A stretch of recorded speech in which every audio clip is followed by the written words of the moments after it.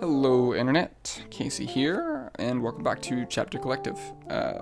Today's episode, page 4, is with the lovely guest, Tristyn Dabrowski. She is my lovely girlfriend. I have been with her for a very long time, and upon starting this whole venture or, personal project that I call Chapter Collective, she was very supportive, wanted to hear what it was all about, and listen in. And after telling her, what my intentions were and, what the conversations were gonna, kind of revolve around, and she was definitely very, very into the idea and wanted to listen to it. But I was like, well, hold on, I want to get you on the podcast before you listen, because I would like to have you on. And not only that, I don't want to spoil the questions that I tend to ask people on here. So without further ado, I got her on the podcast so that she could listen along and, tell me what she thinks. And so she has a cool story, and I thought she'd be a very fitting guest. So some of the things that we talk about in this episode, for those of you that just want to, get an idea, we definitely talk for a while about her introduction into the tattooing industry, how she got in there and what it took, and everybody's case is different. Some about how she got to where she is now in her own studio with all of her friends. We talked a bunch about self-image and just kind of being what you want to be, not what somebody else kind of sets for you or expects you to be. There's some interesting conversation about Pixar and animation and their ability to project ideas or make a movie that's bigger than just the plot line. And that was probably one of my favorite conversations, on top of some gaming conversations in the end and maybe a few others in between. So I hope you enjoy this one. Without further ado, page 4. Hello Internet. You always say that. Hello Internet. Because that's where it's going. It's the internet. The internet's watching. My guest today is Tristyn Dabrowski, my partner in crime. And so I'm going to have to try and do this in a way that's a little bit outside the norm, because, I don't know, I know you more than everybody else that I'm going to have on here. So No. It's hard to retrieve information that I don't already know. But there's a lot of information that everybody else doesn't know, so it'll be fine. Mm-hmm. So, introduce yourself. I'm Tristyn. I'm a tattoo artist. I love to travel. I don't know. I literally have never been asked to introduce myself in a long time. I love traveling and snowboarding, and I am super big into art and a low-key nerd, love video games, and yeah. That's me. That's just the general gist of things, I guess. That's pretty good. Okay. So she said she's a tattoo artist. So this is the elephant in the room, because, you don't get to talk to a lot of tattoo artists. In your world, you get to talk to a lot of tattoo artists. Oh, I talk to tattoo artists every day. Yes. And it's a interesting path, or let's just say destination, for somebody who cares so deeply about art and wants to create financial income based on it. So why don't you kind of lay down the pipe work for how you got to where you are? Just the general past of how I got to be a tattoo artist. Sure. So I went about it in a very atypical way compared to most of the tattoo artists that I know. A lot of people try for years and years or a long time to get apprenticeships in the tattoo world, and it's kind of like the college hazing thing where, they really don't keep a lot of people around. If you're not dead set on being a tattoo artist, you pretty much just get hazed out of the environment. I didn't have that. I did a little bit, but yeah, and I think Chris also tried to keep it under wraps too, didn't he? Yeah.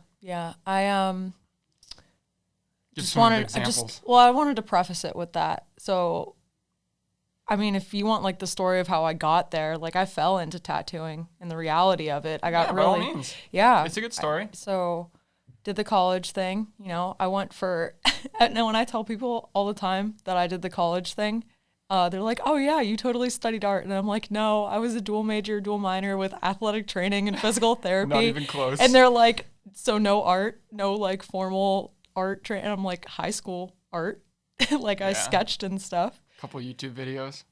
Yeah, definitely a lot of YouTube videos. Like, I mean, but that's besides the point. Like cell shading and, you know, teaching myself. And I learned a lot from my peers. Don't get me wrong. You know, I have a lot of people to thank for who I am as an artist today. But even pre-professional art, you're talking about in high school? I don't know. I definitely had my art teacher, Mr. Rinderly. Real close to him? Wasn't super close. He actually just passed away. Like super unfortunate. I just heard it from somebody. He just had cancer. Oh wow. Okay. So, how old was he? Late 50s, I want to say. Okay. So. Mid 60s maybe. Got you. I'm really bad with the age thing. No, that's fine. I'm curious because, you know, you can have teachers that are in their 30s that are art teachers, or you have them later. And so I'm wondering if it was cancer got him too early, or if, he was probably in his mid 40s when he was teaching me. So, okay. You know, he was a really solid guy. But other than that, no general direction. So I did the college thing. I left college due to general stress, depression, anxiety type of things going on, just very lost as far as what I wanted to do. Same. Consistently just like questioning my choices. And I love to tell the story because it's the first day of my second semester, my sophomore year. I had class at like 9 a.m. and it was probably about 8:45. I went to class in Slippery Rock, and 8:45, I'm still in Erie, and I called the school and was like, I'm not coming to class, and I'm not coming to school anymore, and I'd like my money back. Literally just like called them and was like 15 minutes before my first class. I was like, okay, nope, I'm done. And they were like, okay, well, you have 48 hours to get all of your stuff out of the dorms. And I like panicked because I knew I couldn't get all my stuff by myself, and I had to tell my mom. And my mom, who is, you know, like all for you're gonna be a doctor, you're gonna do all these all the things. Status quo. Yeah. Flipped out, you know, like never seen her more mad at me, you know, for the time. Or at the time? At the time. Okay. You know. But she helped me move all my stuff and then really questioned what I was going to do with my life. And, you know, being young and panicked, I joined the military, you know, because that's what you do when you don't know what to do. I guess. You seem like you kind of had a lot of positive reasons to do it. It wasn't completely a oh shit, but it was still kind of a soft oh shit. I feel like I was convincing myself reasons why the military would be okay, if you want me to be honest. Like, good reasons to go into the military or to fight for your country. There's plenty of good reasons. Oh, there's plenty of good reasons, but definitely was like not. It was a backup plan. Yeah, not even. It was just like, I need a way out of my mom being mad at me, because I've never had her that mad at me. And I was like eager to please her. A brief time where that she was just like not really cool with you. Yeah. So just eager to like be on good terms with her again, because I've never really been on horrible terms with my mom. So military thing happened. I was in basic for about a month to a month and a half before I got hurt. I had a really tight IT band muscle injury. They like gave me steroids and had me go through physical therapy, sent me to a horrible place called medical hold. And if you're ever in the Air Force and you go to medical hold, just leave. Like, it's so much of a pain in the butt. I've seen people sit there for months on end because somebody's allergic to strawberries and they just don't let you do anything. You're on crutches sweeping. Just don't eat strawberries. Yeah, well, I mean, like, I get it. Yeah, like, don't eat strawberries, but like, they probably get a lot of people that are faking to maybe try and like. Oh yeah, well, the recruiters tell you to lie about everything. Like, when you sign up for the military, they're like, shh, don't tell them. Have you ever injected marijuana? Before I walked in here, buddy. Well, don't tell them that. Yeah, like you never. If you smoke, it's like end all be all. Like, you'll never be, you know. Or the medical diagnosis of some. And I saw an article. It was the Marines discover in basic a guy was on the spectrum or something, And then it was the recruiter, and it was the monkey that's like looking away and looking back. And so, Wow. yep. Yeah. Yikes.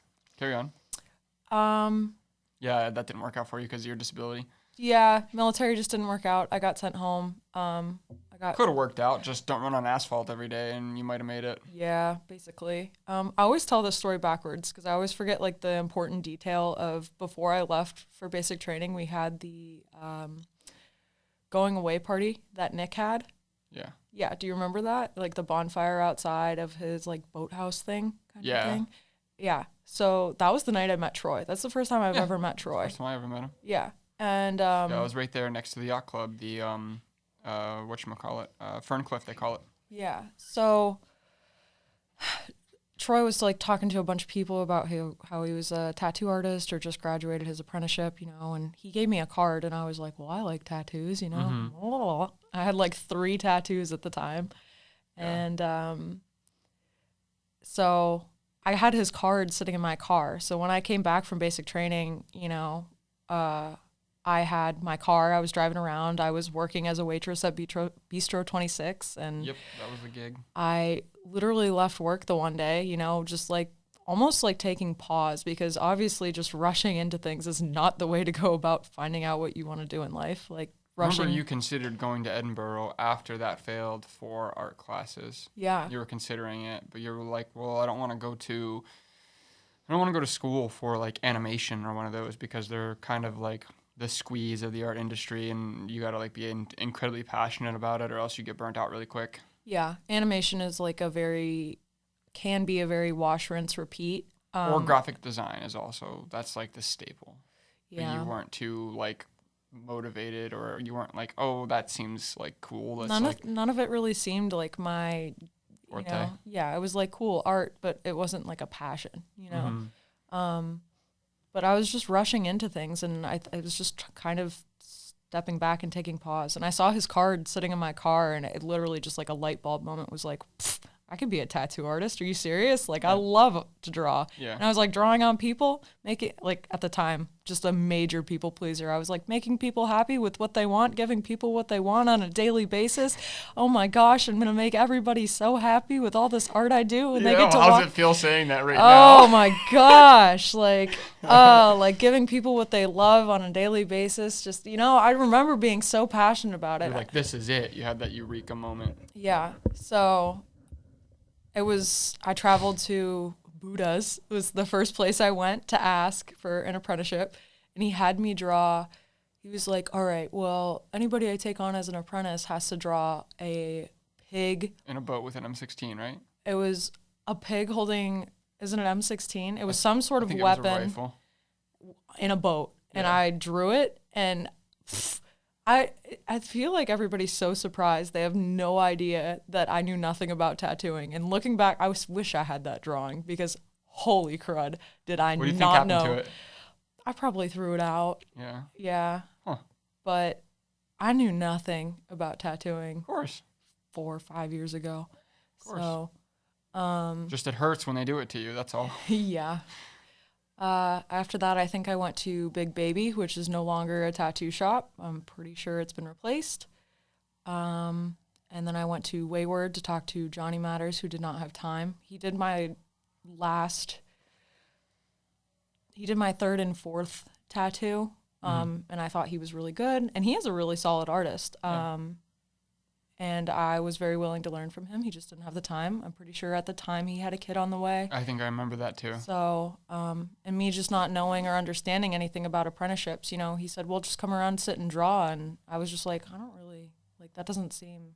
It definitely would be, looking at it in hindsight, I think anybody can earn, like, what's the word?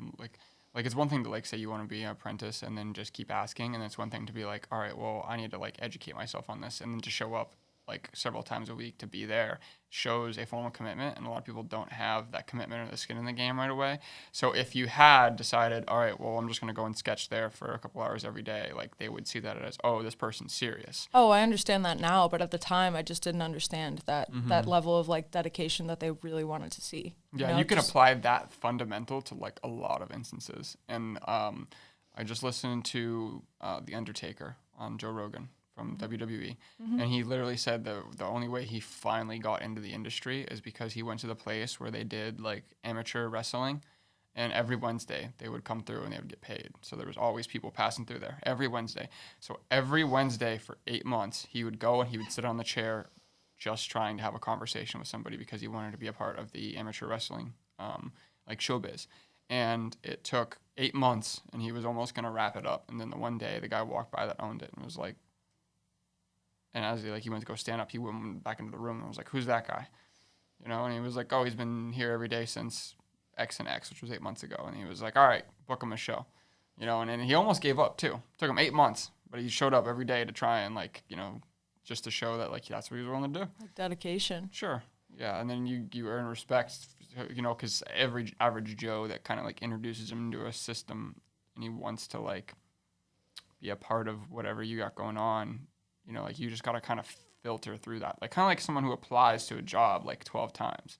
You know, like they might not even be qualified for it, but they applied 12 times. So there's like, you have to earn a little bit of respect, and those are little tiny ways for people to do it like that. So that would be one way of earning respect is, all right, you're showing up every day, you're not getting paid, you're just here. So, Yeah. But you had other options.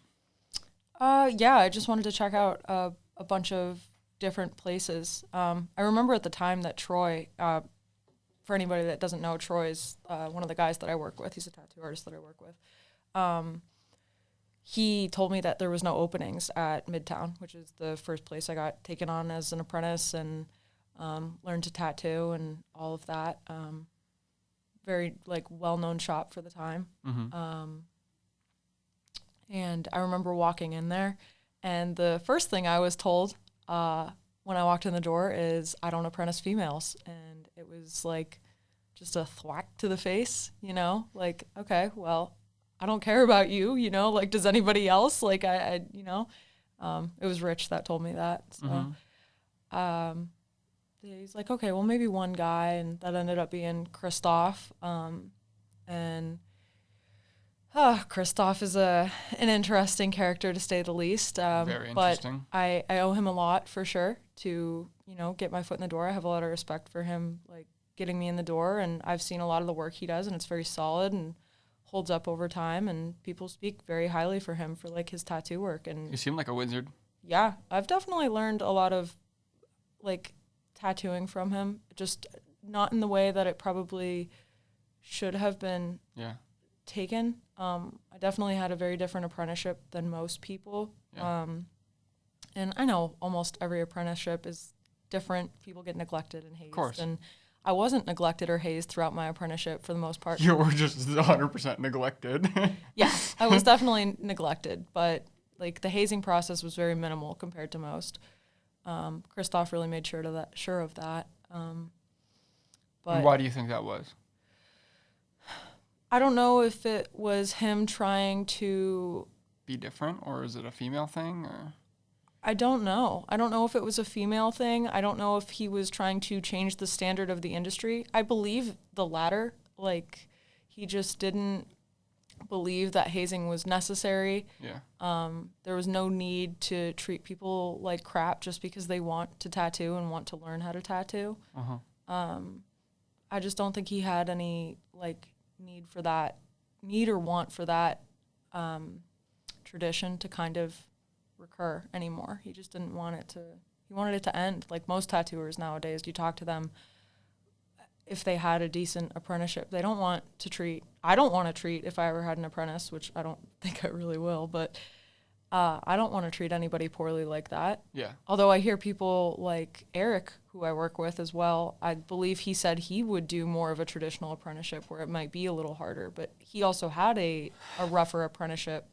Maybe because it is such a trade that there can be saturation. So they kind of try to thin the herd by being an asshole. And then it also maybe, since you don't, if you didn't do the 8-month thing or the everyday show up and you just walked in and were like, hey, I want to apprentice, and they have a position to apprentice, they kind of like beat on you a little bit, because then like if you keep coming, then like it shows that you really want it. It definitely thins the herd for sure. And I understand that. It's like an old school concept too. Well, there's a very big difference between doing, I think, what I just call bitch work and actual hazing. Mm-hmm. Like, I did a lot of bitch work, not Yeah, like cleaning tubes, always mopping, doing down-ups for free, stuff like that. not like excessive amounts of bitch work like most, but I didn't get hazed. I was never on the roof like sweeping off leaves or scrubbing the floor with a toothbrush or, you know, like I've heard stories of people who like they made them like undress and run around in a diaper and like Whoa. just crazy shit. The worst thing I think I had to do is I was told that there was somebody shooting up heroin across the street and I had to go find the needle and like dispose of it. I think that was like the worst thing that they made me do. Did you actually find it? No, but I went looking for like a solid, I think like 15, 20 minutes or something like that. So, Yikes. yeah. So, But that's not too bad. That's like you're just sifting through grass. I guess if you want to consider sifting through grass for a heroin needle, not that. I wonder if it is different for women though, because like wearing a diaper and running around the building, like that would never fly, like at all in any situation, unless they all like, you know, because that's like low key sexual harassment for it to be like another sex. But if you do it to like a dude, it's like whatever. You got to think how far tattoo's coming. It's went from a biker gang related old school hard men. Yeah, to now it's a very professional, clean industry. We had the health. In most places. Yes, we had the health board come in 3 or 4 days ago, something like that, and she came in and she's like, "This is the cleanest, you know, establishment that I've ever seen." They regularly check up on you guys? Yeah, they do an annual. Yeah. But didn't you actually just the lady that checked in on you? Isn't it that lady that stopped by my sister's or whatever? Yeah. Ironically, and yes. I think that's. Yeah, your mom's boyfriend's daughter. I don't know. Your if it's mom's boyfriend's baby mama. I don't know if it's baby mama or like ex like wife or something. I don't know, but like it happens to be her. Yeah. It's funny. But yeah, she's really nice. She's a really great person. But she came in and did our checkup, and she's like didn't even want to call us a shop with how clean it was, just by comparison. So did anybody use that sink upstairs? Yeah, we use that sink all the time. I use that sink all the time. Sure. So, for sure. Okay. Cleanliness is important. Yeah. So you know how anal I am as far as like keeping stuff clean. Sure, but I don't know. I just the sink. Maybe I haven't realized because you guys are gloved up, so it doesn't seem like. I wash my hands usually before the tattoo and after the tattoo, and Fair. like if I take breaks, you know, I wash my hands anytime pretty much before I glove up or deglove. Sure. So. Yeah, they do that at Midtown. I mean, I did but it was like a pain in the butt walking. You know. It was probably the same distance from where you're at now, but. Not really, no. I think because I wouldn't use like the bathroom sink. I'd go back and use the sink in the back. Oh, you didn't use the public one? No, because Okay, it would take like 20 minutes to get hot water out of it. Wow. Not really, but that's such an Long exaggeration. enough. It would take a few minutes, like 5 minutes to get hot water out of that sink. Like unreasonable to be like my client being probably like, she taking a shit in the bathroom? And I'm like, no, just trying to wash my Just hands gotta drop some weight before this project. with normal temperature water, you know? So tell everybody about your apprentice experience.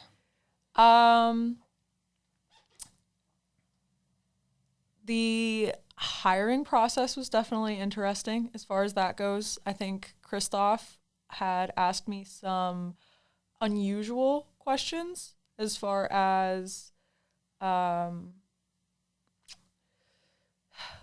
like reasons to kind of take me on, I guess. He asked about my military background, you know, like, oh yeah, I can follow orders. Yeah, okay, you know, big whoop. I remember almost every shop I went to made a big deal about me showing up with a portfolio. Sure. It was want to like, see if you even have a potential. No, not like bring in a portfolio, but like I was the only person to ever walk in with a portfolio in hand. Right. Yeah. So that helps a lot, I'm sure. Yeah. I know Christoph made a big deal about my favorite thing to reference is when he looked at like, I don't know, my 7-year-old drawing or whatever. Cause he told me to bring everything, every piece of art I've ever owned, you know, in. And I did. I wasn't even going to hesitate about it. You know, I was like, I want this. So. Followed orders. I guess. Yeah. But he's commented on the sun and the way I drew the sun in the corner. The corner of the paper. Yeah. So a lot of kids when they're younger, don't have the correct perception of the dimension. I don't know what the correct words are. Like I guess it would be perspective of the way that the sun sits in the sky. So when they draw it on the paper, you know, you take the corner of the paper and you just draw a line, Half like a a circle. curved circle, and then a bunch of lines coming off of it. And you're like, oh, sun's in the corner. But he loved that I didn't do that. I drew a circle to show that, the sun's not close. It's game. far away. Yeah, I guess. He was like, this is a unique one. We got to keep her. So that was a big deal, I guess. The military background. And the big thing for most tattoo artists that take on apprentices is that they don't have any prior experience tattooing. You don't have any bad habits to break. Clean slate. Yeah. So the actual apprenticeship, as far as that goes, was a lot of grunt work up front. Nobody really liked me, everybody had their own personalities. So I had to learn everybody's schedule, everybody's personalities. Naturally, like anybody you work with. Yeah. Well, you have a lot of grumpy, stressed out old men. Grumpy, stressed out old men is a very good way to describe it. Over-caffeinated, over-nicotinated. Yes. I know nicotinated isn't a word, but it sounded great. I like nicotinated. You're over-nicotinated. Nicotined. You're nicotined, bro. We're sticking with nicotinated. Nicotinated. I like it. Yeah. So lots of older, over-nicotinated. Stressed out people on stimulants. Yeah. So, it's when you're in a new place, you got to kind of try to make yourself good. And I remember sitting there the first day and just being confused because it's not like a normal work setting by any stretch of the means. It's kind of weird to think about. You don't just go and follow somebody around like you do training at a brewery or like in a restaurant. It's everybody's if you're not tattooing, you're standing around bullshitting all day, and it's cool. You're with your friends, not at the time, I didn't know anybody, but I was like, what am I doing? I'm just sitting here and I'm like, I guess I'm going to draw. That seems like something maybe I should be doing. And oh God, I drew an infinity bonefish thing. It was a fish bone in an infinity symbol. Cause I was like, oh yeah, somebody would probably get that as a tattoo. I remember thinking that. And I was like, oh God, looking, nope. Never once. Trash. So yeah, the first day was just super awkward because it was just kind of sitting around. And almost every day for probably the first month and a half was kind of like that because I had almost no direction from Christoph as to what I was supposed to be doing. I remember that. Just going in and being I guess I'm just going to stand around. And a lot of it was watching him tattooing at first. And yeah. Oh, I was going to ask you earlier. So, because you got a little bit of drops of information about tattooing when you knew nothing about it. Now, do you still remember some of the things that he said and how he did them, and you cross-reference them and you're like, whoa, he did it that way? Oh yeah, I still use it to this day. And I think it's because he had techniques for how you would do things, and he was an unconventional wizard who just kind of made it happen. And are you still flabbergasted that he shades and lines with a dragonfly and all that stuff? No.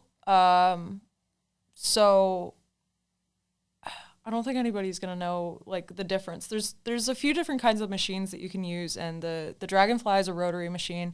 And the way it works is it doesn't have a lot of give, so you're more easily able to damage the skin with it when you're using one, because it wants to complete its cycle and it doesn't shorten the length of its cycle. Yes. So it goes deeper. Yes, whereas coil machines have a lot of give. They work off of magnets and they bog down when you try to go too deep. Yes, so they have a lot more give. They're a lot more forgiving. So Christoph, out of being who he was as a person, and me at the time, I had a lot of respect for him because, he took me on. He's and pretty much your spotlight too. You just had to go with whatever he was doing. Yeah, and I mean, everybody looked up to him because he did good tattoos at the time, Yeah.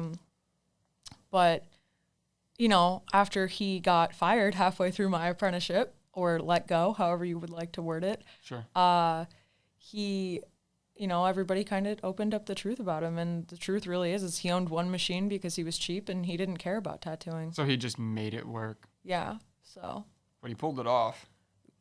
A wizard, I mean, I don't know any other tattooist, and I've never met any other tattooist that has used a mag tube or a shading tube and stuck a liner in it and stuck enough rubber bands in it to make it work. And just, it's very unorthodox. I understand how it works now and how you could do it if you needed to. He was just making it work was the definition of his tattooing process. Yes. And he did make it work. He did at one point tell me he took me on as an an apprentice solely because he lost all of the passion he had for tattooing and he hoped he could find it through me. Mm-hmm. I remember that a little bit. It's like a lot of pressure almost to just be like, and I was almost like an unpleasable person, just a failure at every turn. Everything I did was never good enough. And I mean, I understand because I started at ground zero. So of course, somebody who's at skill level experience 8,000, you know, and I'm at experience level 0.0000001, you know, like,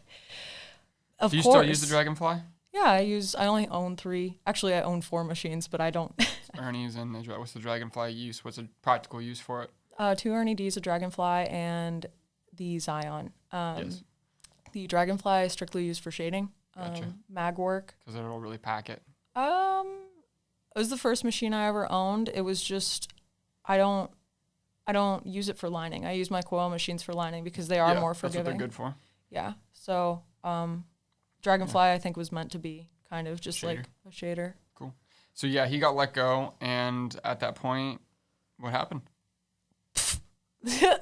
You know, at that point, I think it was... You at least had a relationship with everybody, so... I had a base relationship. It was almost pity carried me through a lot of my... Do you think it was pity why they helped you out? Oh, yeah. But you had a really good relationship with, like, Bill, and you still, even throughout all of that, when you were more independent, you were like, it was like Daddy Bill, you know? Well, so up until the point Christoph left, I had to pretty much prod any information that I got out of the guy out of him. I was really good by that point asking questions because nothing was given to me. You didn't have a curriculum. He No, barely there told was- you what to do. He was like, hey, draw finger waves, and you did that for like a month. So That was it. I mean, it seems like it could be a normal thing for an apprenticeship. I don't have another apprenticeship to base things off of other than the other people. Maybe Ryan and Troy's, and Yeah, theirs but were pretty shitty in their own. Both of them had their own cruddy experiences with that shop hopping and, you Yeah. know, so, and then Eric's was far traditional. So to like learn is just, it's everywhere. Yeah. But I got really good at asking for information all the time. So by the time Christoph left, I, you know, I just asked everybody for information all the time. And you would do 50 stickers when he left, right? You were doing 50s? No. Apprentice tattoos, weren't you Oh, doing? yeah, I you was. were I doing lied. 50s. Yeah, You were I doing 50s. totally, I was definitely tattooing by the time he left because I remember my first tattoo on somebody else. It was late at the shop. I was going to do it at 7:30 p.m. And I waited for him to show up and he never did. And I like started the You tattoo. did like 3 lines, and you were like, I don't know about this. Yep. Because I was going to do black and gray realism as my first tattoo ever. Hey, it would have turned out all right. Oh, yeah. He got that covered The up. second one was Jake's, right? Was it? I don't remember. Second or third. It was within the first 5. Okay. Yeah. I remember what they are. I just don't know the order. Yeah. I know mine was the first. And I know Tiffany's was really close, too. It was like... that was like 3 or 4, yeah. Yeah. And she has her whole thigh tattooed. She loves it. Yeah, that's what I'm saying. Sometimes you beat yourself up, and I'm like, like, people don't, like, they're happy to have it. Unless, like, it's blatant. Like, if they're like, you're like, put Superman on me, and, like, the S is all crooked. It's, like, not an S. It looks like a 5 or something. Like, then It's it'd very be, like, easy with the, if you get the font wrong, let me tell you. Yeah, but, like, something like that. Or, you know, you do a portrait, and it's, like, not even close or something. Mm-hmm. But, so... Apprenticeship went pretty as smooth as it could have been for going from being a single person's apprentice to being now a shop apprentice. I owe so much of my apprenticeship and like learning capabilities to Bill. Mm-hmm. Oh my gosh, I Yeah, miss working with Bill so much. I'm so happy I get to see him in a few weeks. Yeah. Bill's like, I owe him so much. Go hang out with Bill and Rachel more.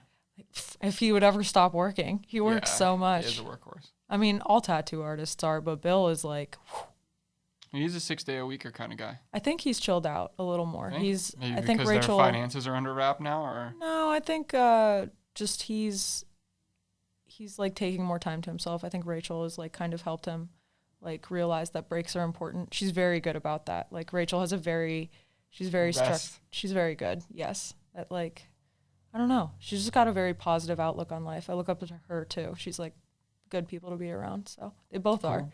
They're made for each other. It's cute. Yeah, I don't know much about their relationship, but I think they're both cool people, so whatever. Yeah, so you finished it. Yeah, I did. I finished my apprenticeship. The last thing I had to do was draw filigree for Bill. I had a task for everybody. And I I do kind of remember that. What were all the tasks? Ryan had like, your me, all of finals? them are super, super important to me in some way or another. So Ryan had me mock another artist. She said, you're going to have to do that throughout your career a lot. Yeah. And she had me mock an artist, and I picked the Rich Wren on Instagram. Like, kind of bite their style and do it in your own way. Yeah, you take similar things from their style, and it's actually not something I've ever done before, but something I do all the time now. So it was a very important lesson. Cool. So did that. I learned that She was from very Ryan. insightful with that decision then. Not just, hey, do something super difficult because I hate you and don't want you to finish. It was like... Yes. So I learned that from Ryan. How long did that take you? That was probably the most fun one. So I think I got it done in a few hours. I have that potion bottle hanging up at the house. Is that what it was? That's what that potion bottle is. I didn't know that. Yep. Cool. He does a lot of potion bottles. So, but anyways, I did that potion bottle for Ryan. I don't remember what Jason's was. Probably something just silly because you don't remember it. Eric had me clean the dirty room from top to bottom spotless, and that sink was foul. Let me tell you, the sink that I cleaned, all of the tubes and grips in was black. By the time it left, it was like an off eggshell white cream color. So like, for those of you that don't know, this sink is the ones that you traditionally see like in someone's basement, the big white plastic ones that people like dump nasty stuff into, mop water, whatever. They're not general household sinks. And it was like one of those that she cleaned tubes for a rotary tattoo machine. Nope. For they could be either machine, but it basically guides the needle from the machine to the destination. Yeah, so you have the tattoo machine, the tube, the grip, and then the needle, and then you have the grommet and rubber bands too. But for the non-understanding, the tube is essentially like the barrel of a gun. It's just except if you had a needle going through it. So it's the part you grip. Yeah. It guides it. But the tattoo industry used to only be metal tubes and rubber grips, and clean and sterilize everything. Yep, you had to send it through an autoclave and then put it, ultrasonic, and then re-wipe it all down, and then you would send it through an autoclave. And you would do that with all the stained up tubes and grips, because no tattoo artist used is a lot of a clean one, A lot of down. Yeah, and then but the good thing is the industry moved to disposables, which I think is just a far superior, cleaner way of handling things. Yeah, creates waste, so it depends on who you're talking to, but it's definitely probably way cleaner and easier to do. For sure. The industry is getting a lot better as far as like caps, making like biodegradable caps and stuff. And, or recycled plastic or something. I'm not sure about the tubes necessarily, but I know caps, like some of the other regularly disposable things that we use. Biodegradable, that's good. Mm-hmm. I mean, we don't use them. I just saw them for the first time the other day. Probably order some, I have to make a supply order, so. There you go. What other tasks did you have? So Bill's was filigree. I had to draw a fuck ton of filigree. Yeah. That was my final task, the one where once I completed that, I graduated, and I remember crying that day. Don't remember Rich's. Probably like shake all the ink bottles in the shop or something. And I remember you were going to do his feet or something. I tattooed his feet a little bit. Yeah, but you had like a plot, like you took a picture and like we're going to like fill in his feet, and it like never happened. Well, I started, but I sucked at color packing at the time. It was pretty much the only direction I ever really received as far as color packing for a while. And then Troy's task was to draw, I don't remember the specifics of it, but he was unpleasable. I remember it was an unpleasable task. He gave me one idea, and then I showed him what I produced for the drawing, and then that wasn't good enough. I had to have background and all these other elements. So I threw in background and did all those other elements, and that still wasn't good enough for him. And then, at that point, like, he just, like, everybody at the shop must have been, like, berating him at that point, and he just gave up and was like, we'll just do this. And then I showed him, and he defeatedly was like, yeah, I guess it's good enough. So I think I kind of might have learned from him a little bit that, although this was not his intention by any stretch of the means, people are not always going to be able to be pleased. Oh, sure. Or they're like, you can't make a design that's in their perfect brain. You just have to finagle and hope that they're convinced that it's a good design. Well, it's the interesting thing with the industry is people come in with these ideas of what they want in their head, and they have a preconceived idea and you can't achieve it. Not necessarily. It's brains all work different. You could tell me I want a skull and a rose, and you're definitely going to imagine where that rose and skull is in completely different places. Yeah, Maybe I put the rose in the eye and you put the rose behind the skull. Yeah. But I had a main point for that. There are going to be people who have these things in their mind of how they expect them to come out. People have expectations, and if you don't meet them, you know, there's just some people in this world that you're not able to please as far as the industry goes. And that was a hard lesson for me to learn, I think. Of course. You can't make everyone happy. No, you can't. That's an ongoing. Especially the people that are, I won't call it willful ignorance, but they're kind of ignorant to the fact that there's just certain things you cannot do. Like, hey, putting an arrow on your ribs is just not a good idea. Oh, it can be done. Don't get me wrong. But it's just not a good idea. Or putting script, you're like, this is really weird, especially if they're skinny, you know? I mean, there's things that just those don't are honestly yield a little very well. more simple than like hands and feet too are a weird one. That like people with their hand. I don't think I tattoos. necessarily have problems with that kind of stuff anymore. I think it's more like I definitely wouldn't do somebody's portrait on their ribs. Yeah. I mean, you're definitely correct in saying distortion is what I was getting at. Like, yeah. the distortion is just not good there. For sure. And I think a lot of people don't realize that. They're like, oh, it's hidden. It's a big area, and it's not on my chest. Boom, right there. And it's like, well, it hurts a lot, and it doesn't always turn out exactly the way you thought it was going to look on paper. Yeah. Well, that's the other thing with designing things is that they don't turn out the way that some people think they're going to. So I'm lucky to have enough of really great clientele that kind of understand how my work is and understand how I go about things, and people who are very patient with me and open. And I think that's a very important thing. Almost quit tattooing because I just was overwhelmed and stressed out at one point, and I couldn't figure out what it was. And because you were doing stuff that was unreasonable and just... I was trying to please the rest of the world and not realize that I did this job because I love doing it. And I was taking projects I wasn't interested in any way. And it was some boundary that I had to set up that I was like, no, I need to do projects that I really enjoy in some way or another. And I need to work with people that are understanding about my process. At the time, I just wasn't working with understanding people. I was working with very frustrating people. You also had a hard time with, if I remember correctly, like working with people in communication, like on the spot and like doing consults on the fly. Oh yeah, and, well, like, I have a lot of social anxiety. So naturally, like meeting people for the first time and talking was very hard at the beginning, especially when you just start tattooing. You don't even know what you're doing. You don't know how to say no either. Oh yeah. Well, that's a personal issue. But even then, you're so much of a yes man, and I didn't know how to say no to anybody. So I've gotten away from that, thankfully. But I'm thankful because right now with the coronavirus situation, everything is by appointment. I get to, handle my own schedule and know when people are going to come in to talk to me. And I'm sure when things, in air quotes, go back to normal, you're still going to be like, yeah, I much prefer emails. Yeah. I mean, I have people come in for consultations almost every time. You still talk to them in person, but you also have a filter between, someone walking in and like on the spot being like, yeah, I want a full sleeve of this, and this. And you're like, buddy. I've gotten a lot better about it. Because when I first started, I had no idea what I was doing. People would want to know cost, which is a normal thing to want to know during consultations. You have a use case basis now? Yeah. So, I have a running rate now. At the time, I didn't. I know generally how long things are going to take me now. Okay. And at the time, helps. I didn't. Got a good sample size. Yeah. It's learning through experience is like a very big part of tattooing. And also, so it's experience and faking it till you make it. Those are the big running. I'm sure a lot of things are like that. Oh, but tattooing, it's like such a running joke that we all have. Just all of us, almost at the end of the day, sometimes are like, I have no idea what I'm doing. That looks like the right color red. Sure.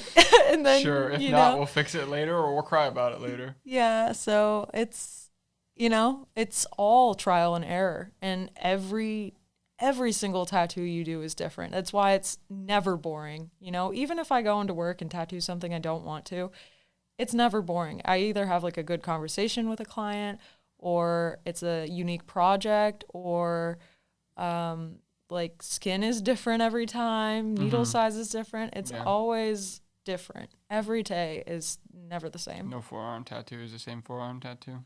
Yeah. I mean, you have duplicates. You know, people come in for matching tattoos, but even then, Those are both different skins. different skins, different areas, people. Yep. Yeah. For sure. Okay. And so after that process, you moved from one shop to another.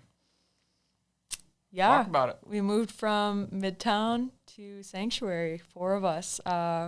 Ryan, Eric, me, and Troy all moved to Sanctuary, and Eric and Troy co-own the shop. Not that, for people who don't know, that tattoo artists are independent contractors, so we don't actually work for anybody. We work for ourselves. So we left Midtown for various reasons. We left on fairly good terms. Tried to, Yep. You know, we talked to Donnie, who owns Midtown, him and his wife. We talked to Donnie about, you know, we were leaving. We wanted to improve. I think we had talked to him about improving the shop multiple times in various ways, and I don't want to go into details a lot about that because I'm not trying to negatively talk about the shop. I don't want to talk about Midtown in a very negative aspect because it's a very, you know, well-known shop. The people I work with do good work. It was my starting place, and I'm very grateful for working there. So I don't have reasons to talk poorly about it. But there were things that kind of got pushed to the side or neglected or just not, our general concerns as artists weren't being heard. And we realized that was happening and took it upon ourselves to go, hey, we can do all of this on our own if we want. And that's how Sanctuary Tattoo happened. And I don't have to worry about going into work and tiptoeing around coworkers. And I don't have to worry about going up to the guy that owns the building and going, hey, you know. He hasn't been working for 4 days. Yeah. So it's, I don't have any issues. I can go into work happy and. I really like the name. It's like a sanctuary for you guys. Yes, Yeah, cool. that was the you know, at the time coming up with it. We went through a bunch of names, sitting around a bonfire all together drinking, and it was like, it really is just like a sanctuary, like a home for all of us. And, you know, I think I got a feel of that for, I think yesterday night, just after something, you know, I was just like upset, and I just got to sit there with my friends and just like be happy and feel home. And it really is just like a very homey place for all of us, and we all feel safe around each other. And it's this weird feeling and connection with people that I've never had before in my life. I've never had. You got a tribe. That's yeah, we've got a tribe. That leftover monkey stuff. You got a tribe. Yeah, but they're very wholesome people, and I love working with all of them. I like all of them too. Yeah, it's home. It's nice. It really is just sanctuary for all of us. So, and we hope it's sanctuary for people who, you know, we like to make that comfortable, clean environment for everybody. And everybody that's come in has been. You have control of your issues and your forward progress too. Yes. You didn't have any access to that in Midtown. No, it was very stalled. You know, I had progress as an artist. Oh, I'm talking about the management of the facility. Well, the building itself and the management, yes, that was very stalled, whereas now everything is a progressive. Gets done when it needs to be done, or it can be improved because you're allowed to talk about it. Yes, and there's no feeling bad about talking to it or being berated, trying to talk about it or talked over or pushed down or insecurely, you know, anything. It's just nice. It's open. So. Yeah. Cool. All right. So first question. First question. Yeah. First question that I do on every episode. It has been changed. Steph got to enjoy the first edition. It used to be what was in your coffee this morning, but 3 people in a row don't drink caffeine or drink tea. So I was like, I got to reword this, and they always got it wrong. So I changed it to, what was your mental breakfast this morning? My mental breakfast. What was your mental breakfast this morning? My mental breakfast this morning.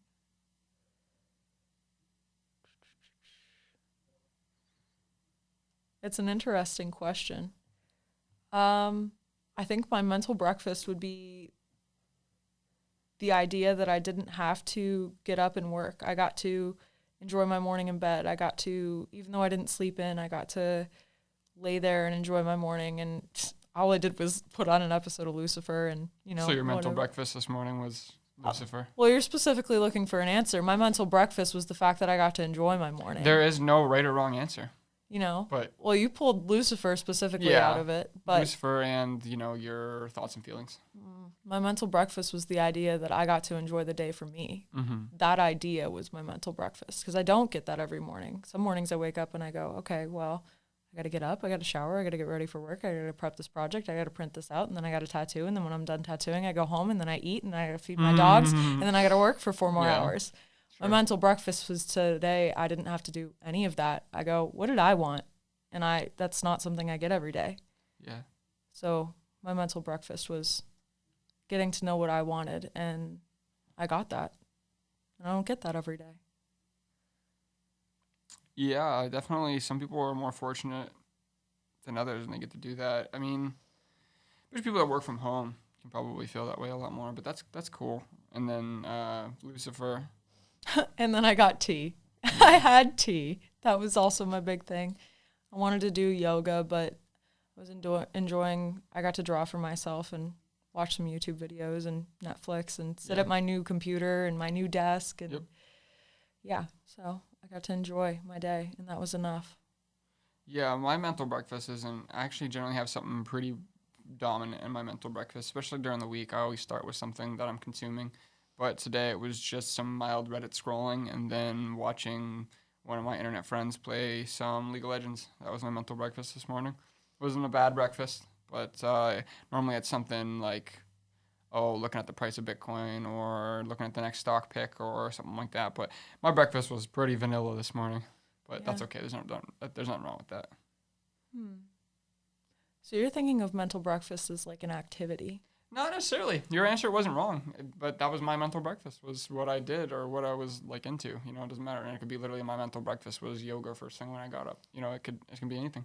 It's interesting though, because it's an open-ended question. I know, but all of the things that you have said or picked out or about mine or yours have been activities. You've said scrolling Reddit or watching Lucifer or doing yoga, whereas mine was more of an actual mental breakfast as far as like calm, serene, like it wasn't like an activity, it was just a thought. Yeah, well, I guess this is your interpretation, because if I say it's a breakfast, you're consuming something, so that's an act. Whereas you're maybe consuming the idea that you had no expectations. Like it's not, so I said it's not wrong. No, but my thought process is more of an action, I guess. Yeah, that's fine. I just, my mental breakfast. Yeah, I guess a different way of thinking about it. Cool. That's fine. Okay. I also put cream in both my coffee and my tea, so you know. Yeah, you haven't put cream in your tea like in a long time. Because we have a lot of green tea at the house, and I do it typically with only English breakfast or black tea. Yeah.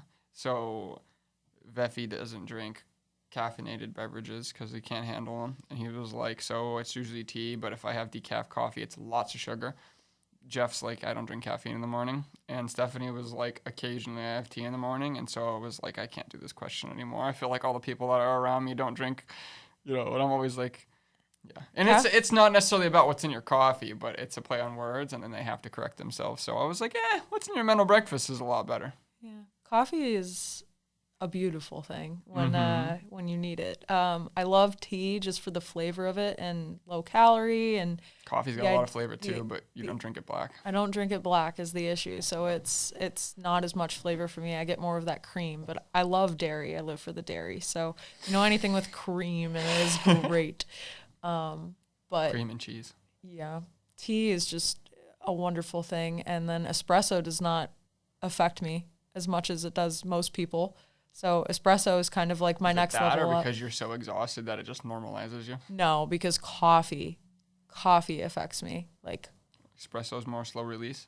I don't know. Espresso doesn't affect me as hard. I can get an espresso and still sleep if I drink it at 3 p.m. But if I have a coffee at 3 p.m., I'll be up till Because a 3 lot a.m. of your espresso consumption is like through lattes and stuff. So it's technically one coffee, but it's watered down. So I think when you drink the whole latte and you only because you never finish a coffee. I never finish coffee. I will drink a quarter of a cup of coffee and be up, but I will down an espresso in less than 20 minutes. It'd be fine, huh? You know why? Because it's milk based. Metabolizes it better. Love cream, just milk and you cream. You were on a matcha kick for a long time too. Yeah, but I realized I almost had to experiment with it. Matcha like wakes me up and then I crash super hard, crash harder than I do with coffee. Like I've had matcha and then by 3 p.m. I'm like, yeah, I need to nap or I'm not going to make it through the rest of the day. Yikes.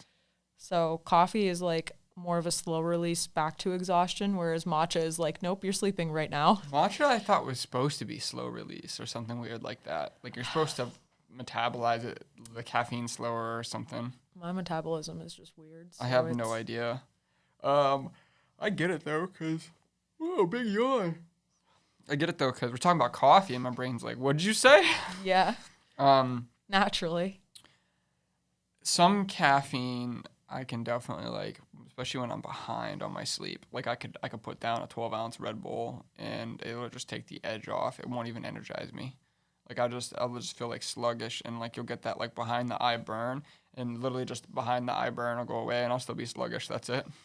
Well, that's a full 12-ounce. All caffeine really does is it actually just like tricks your brain. Yeah, it tricks your brain. It just tells it I'm not tired anymore. When in reality you're still exhausted. You know, like the idea of being exhausted, it just kind of numbs that. It's like a numbing agent for the exhausted part of your brain. That's all it does. And then it depends on how long it lasts. I've never had energy drinks though. I can't do them. I think I would probably have a heart attack with with just how I am. You ever know? Try a Red Bull. No, don't need no wings. No, why not? Yeah, I'm okay. Okay. So another big question of the show. I'm fascinated with the concept that life isn't fast, but the chapters are, and we go through life with varying lengths of chapters and various important chapters. So thinking about your current life situation, what chapter are you on? I'm about to be on chapter 25. There you go. My birthday's 2 days from now. I'll be 25. In reality, this chapter is a lot of self-development and a lot of self-growth. I think I'm more at the tail end of it than I am at the beginning, although self-growth is always a constant process. But I went through a very large change of self-growth within the past year to a year and a half. I feel like a very, very different person than who I was a year, ago. So I think that's the chapter I'm on, is just learning about who I actually want to be, because I spent a lot of time feeling like I lived for everybody else. I did stuff for everybody else. I was the definition of a yes man, a people pleaser. You say jump and I say how high. You've been working on boundaries for a little while now. Yeah, it's a very important thing for me, and not just boundaries, but like who I am and being happy with who I am, because for such a long time I haven't been. I didn't like myself, and I was very unhappy with who I was as a person. I couldn't figure out why. I was very unhappy with just life, and I couldn't figure out why. And loving yourself is like a very important thing. And do you think your change in self-image has anything to do with that? Yeah, I mean, I think it's a lot to do with in self-image. What do you mean by that? So like you cut your hair, you got a couple piercings, you changed like how you allowed yourself to be viewed in the mirror or how other people view you. Like, do you think that has anything to do with it? I think I made those choices. I think doing that was probably the beginning of me figuring out I don't want to be whoever that person is. I want to be this. So you cut the sides of your hair, got a different hairstyle that you like more, and then you got a nose piercing. And so like what did you ever like stop and think about like why you chose to do those? Like you just want the way they look, or because you were trying to like change? I don't know if I'm going too far away from my original thought on this, but no, I think it was,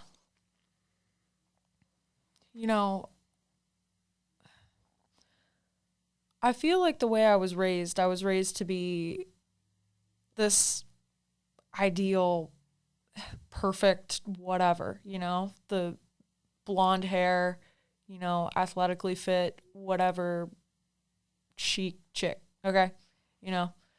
Whatever. The status quo woman. The status quo woman, And I think I realized I didn't realize it made me unhappy until I think I asked my mom one day. I was like, Mom, I think I want to cut my hair really short, And her reaction to that was, don't do that. You're going to look like a dyke. And to come to you and say, hey, I'm thinking about cutting my hair short. And you said, that's going to make you happy. Just do it. And I don't know if I've ever had that reaction where somebody was like, that's going to make you happy. Just do it. Like it wasn't questioned. I didn't have to sit and toy around with, oh, people are going to judge me or this. It was somebody accepted like what I wanted to do for what that's felt the like. bottom line. And people overthink that, Yeah. Well, I haven't had that where somebody actually asked what I wanted for, I did what everybody else wanted for such a long time.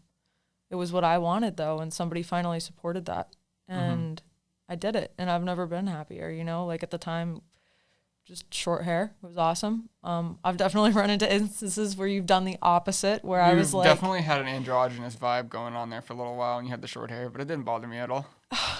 I mean, I liked like a lot of your haircuts, like when you had like good hair days and you had the swoops and stuff. Like I really liked that haircut. But there's a couple times where like if you had no makeup and you threw on like some dude clothes, it'd be like, yeah, you could pull off the androgynous thing on accident. I have a very like androgynous face thing going on if I don't wear the makeup, and yeah, I do. I just have the androgynous build because I was built wide from gymnastics, and it just is what it is. It's my facial structure. So, but yeah, I mean, you've done the opposite too, though, where I've asked your opinion, like, hey, should I get my septum pierced? And you're like, no, don't do that. So, well, there's going to be stuff that I don't care for. Right. But it's kind of weird how it's went from do what makes you happy, and now you've kind of switched to being like, well, I don't like that. So, well, 9/10 of them, I've had no pushback. I'll argue that, but that's okay. We don't have to get into that. Yeah. But at the time, it was something that, I was supported and I hadn't received support as far as doing what I wanted and what was going to make me happy. And so, that felt good to do what I wanted for the first time in, I don't know how long, and I kept rolling with that. I don't think I realized how much of a trend it was until recently. I'd really just doing what I want and it feels good. And I didn't do that for a really long time. So now I do, and I'm happy with a lot of parts of who I am. And that's been like a big part of this year is actually dissecting the parts of me that I don't like. And, yeah. So the chapter? The chapter? Mm-hmm. Wrap it up. Your chapter you said was growth and reflection. Say it again. What was your idea? Self-growth. Okay. And mental, what's the word when you're like internally? Self-reflection? No. Internally what? You didn't? Like internally searching. That could be self-reflection, or is manifest destiny one of those kind of things? That's more like a what's my purpose thing, I think. Yeah, no, I'm not looking for that. I mean, I have. What is my purpose? Yeah, no, I have my own opinion on like purpose in life, but But you're trying to find the word for. Just like very insightful, I guess, like mental insight and self-awareness. Self-growth and mental insight. That's the name of the chapter. What's the destination? There is no destination. Or what's the goal? There is no goal. There is no goal. It's just to be happy. I guess if that was going to be the goal, it would be to just be happy with who I am. And my big thing as of right now, I guess, chapter 25. This has been chapter 24. Chapter 24. Your chapters are a year long? Yeah. Okay. Yep. That's how you like it? Chapter 24 was mental growth and all that. Chapter 25 is going to be about perspective. So Okay. I think. Yeah, you got 2 days. Yeah. 2 more days of mental growth, and then I just drop it, you know? Yep, done. On to the next one. Yep. We got a fresh, clean slate. Just crumple it up, throw it in the trash. No, I'm just kidding. Crumple up mental health? What's that look like? It looked like me before a year ago, so. Oh, you weren't that bad. You don't live in that place. You don't live in my head, so. Guess I don't. Yeah. What about you? What's the title of your chapter? Title, it isn't necessarily a title, but you know better than the last 2 people that I told that the chapter I'm currently on is the discovering what I'm going to do with my life, considering it a career and or passion, the destination of what I'm going to do with what I spend my time on. Yep. And, right now it's under a warehouse for the man, and I've been uncomfortable with that for a while. So that's the chapter I'm on, and it's probably been a concern for years, but it's been really focused on in probably the last 3 to 5 months. So, yeah. I do know. You do know. Yeah, but that's generally the simplified version that I've been giving so that I don't repeat myself on air for the people that catch every episode. So that's fair. Yeah. And I don't really need to explain to you because we've talked about it plenty of times. We have. Yeah. Yeah. So what is your media of the week? Media of the week? Yep. Lucifer. I had a feeling you were going to say that. So tell me and the listeners about Lucifer. Lucifer is the angel that God had sent from heaven. He's a fallen angel now to, control hell. And he decided to take a vacation, and now he's residing on Earth, doing all Where else of would his... he go? The moon? Right, yeah. Doing all of his Lucifer things. Ooh, important though. Where is he in reference to? Let me guess. Okay, so if I was the devil and I wanted to take a vacation somewhere, I'm guessing it's Miami. L.A. Oh, okay. I think Miami. I think Miami would be an excellent spot. I've heard it's a pretty crazy place. Never been there. Been close. We almost made it to Miami when we were in Florida, but did not. A lot of people go to L.A. to reinvent themselves. So same with New York. I think that was why they chose L.A. because it's a lot about him reinventing himself. Or Hollywood's just over there, so it's convenient to have stuff in that region.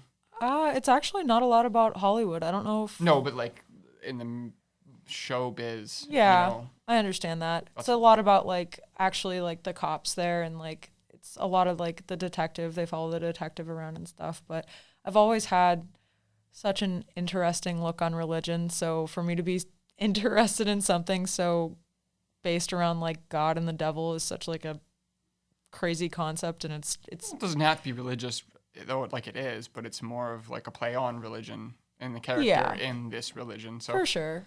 Yeah. For sure. So it's just, I don't know, that's been my media of the week. I do a lot of other stuff on YouTube, but that's my media of the week. I know I can't even question it. It's the only thing I've watched consistently. You so. did pick up a new show today that you've been waiting to watch. What's that? The one on YouTube. What on YouTube? The one that used to be on Apple TV. Oh, it's not a show. It was a movie. Oh, it was just a movie? You did finish it? Yeah. What was it called? Wolfwalker, I think. It was a very good animated short. Okay. I'm really big into watching movie reviews, I think, on YouTube a lot of the time. How did you find out about it? Wolfwalker? Yeah. There was an ad for it, honestly, a long time ago. But I usually do it through the movie reviews. I watch therapists review Pixar movies and why they make you feel certain ways, or dissecting Oh, okay. I think I did see you watch a couple of those. Yeah, but I was on the second view of it, and she started off by talking about the movie Soul and how great that movie is.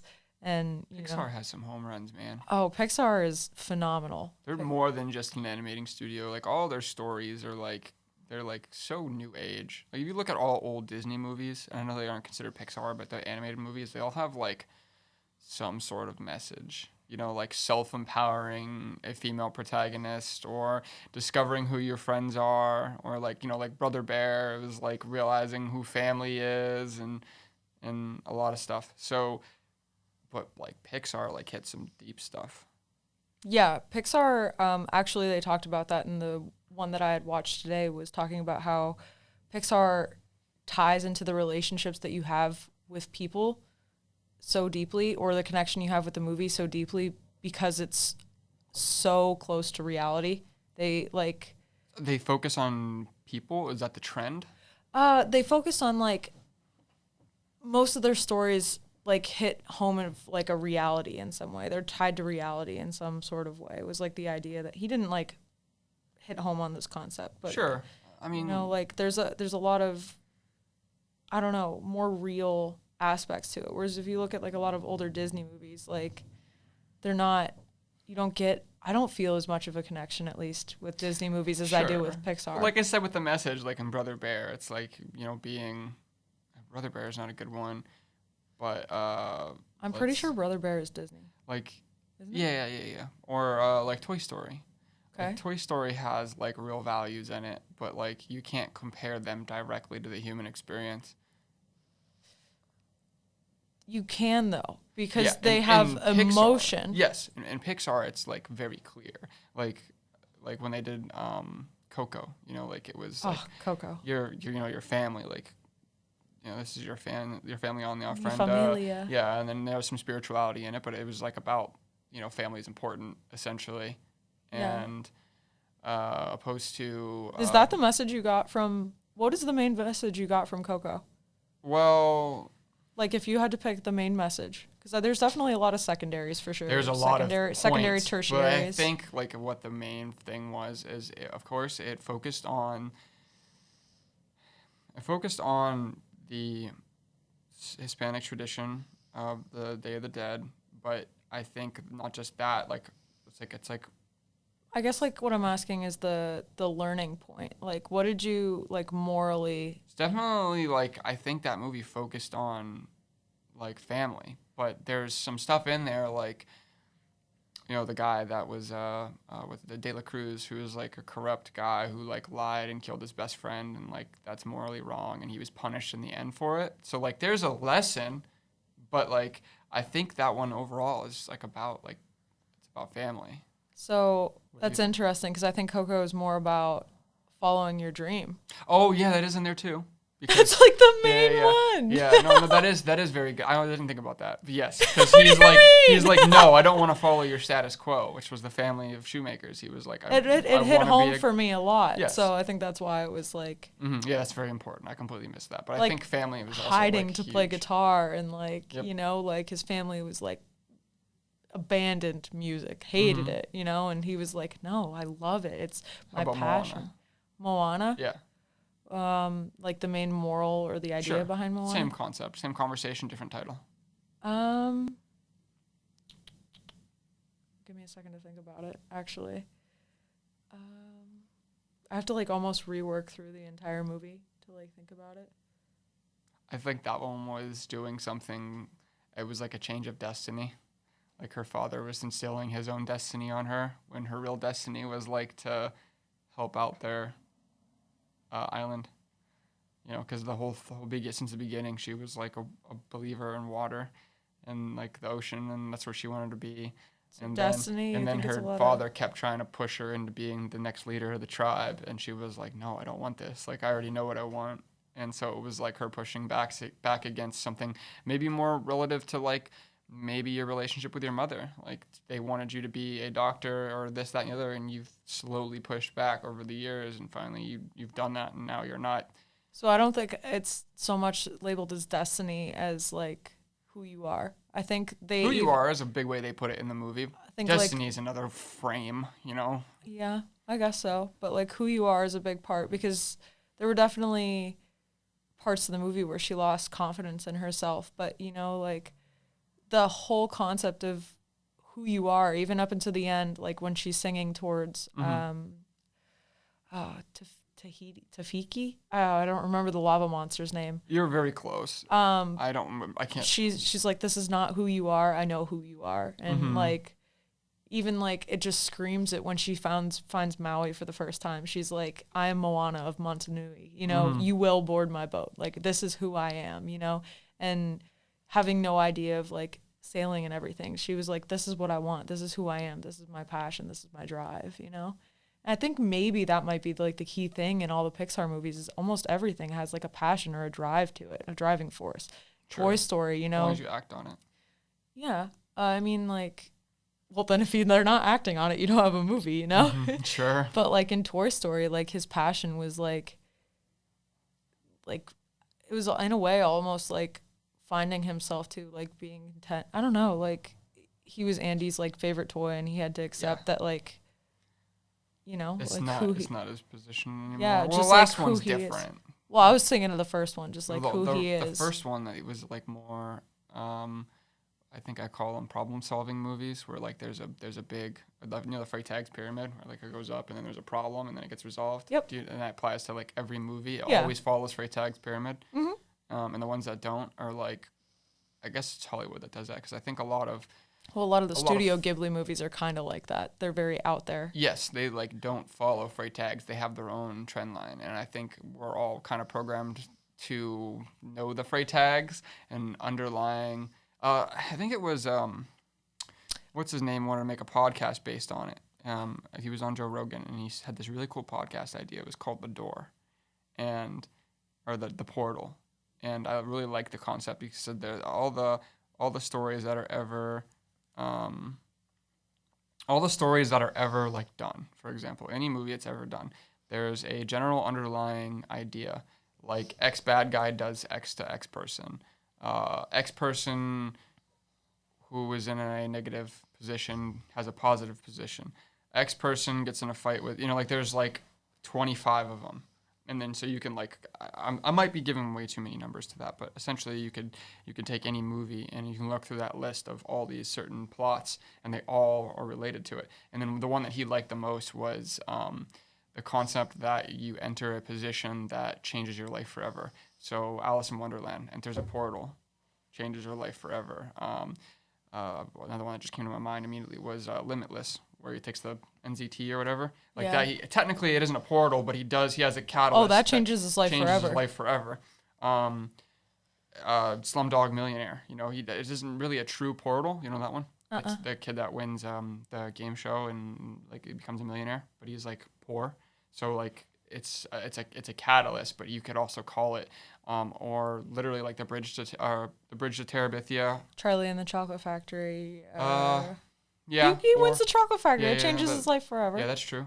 I think I might be skewing his idea a little bit. The other one I was gonna say is the Lion, the Witch, and the Wardrobe, the Portal. Yeah. I think I'm skewing the idea a little bit, but literally the portal. It's like a entering, or the Matrix.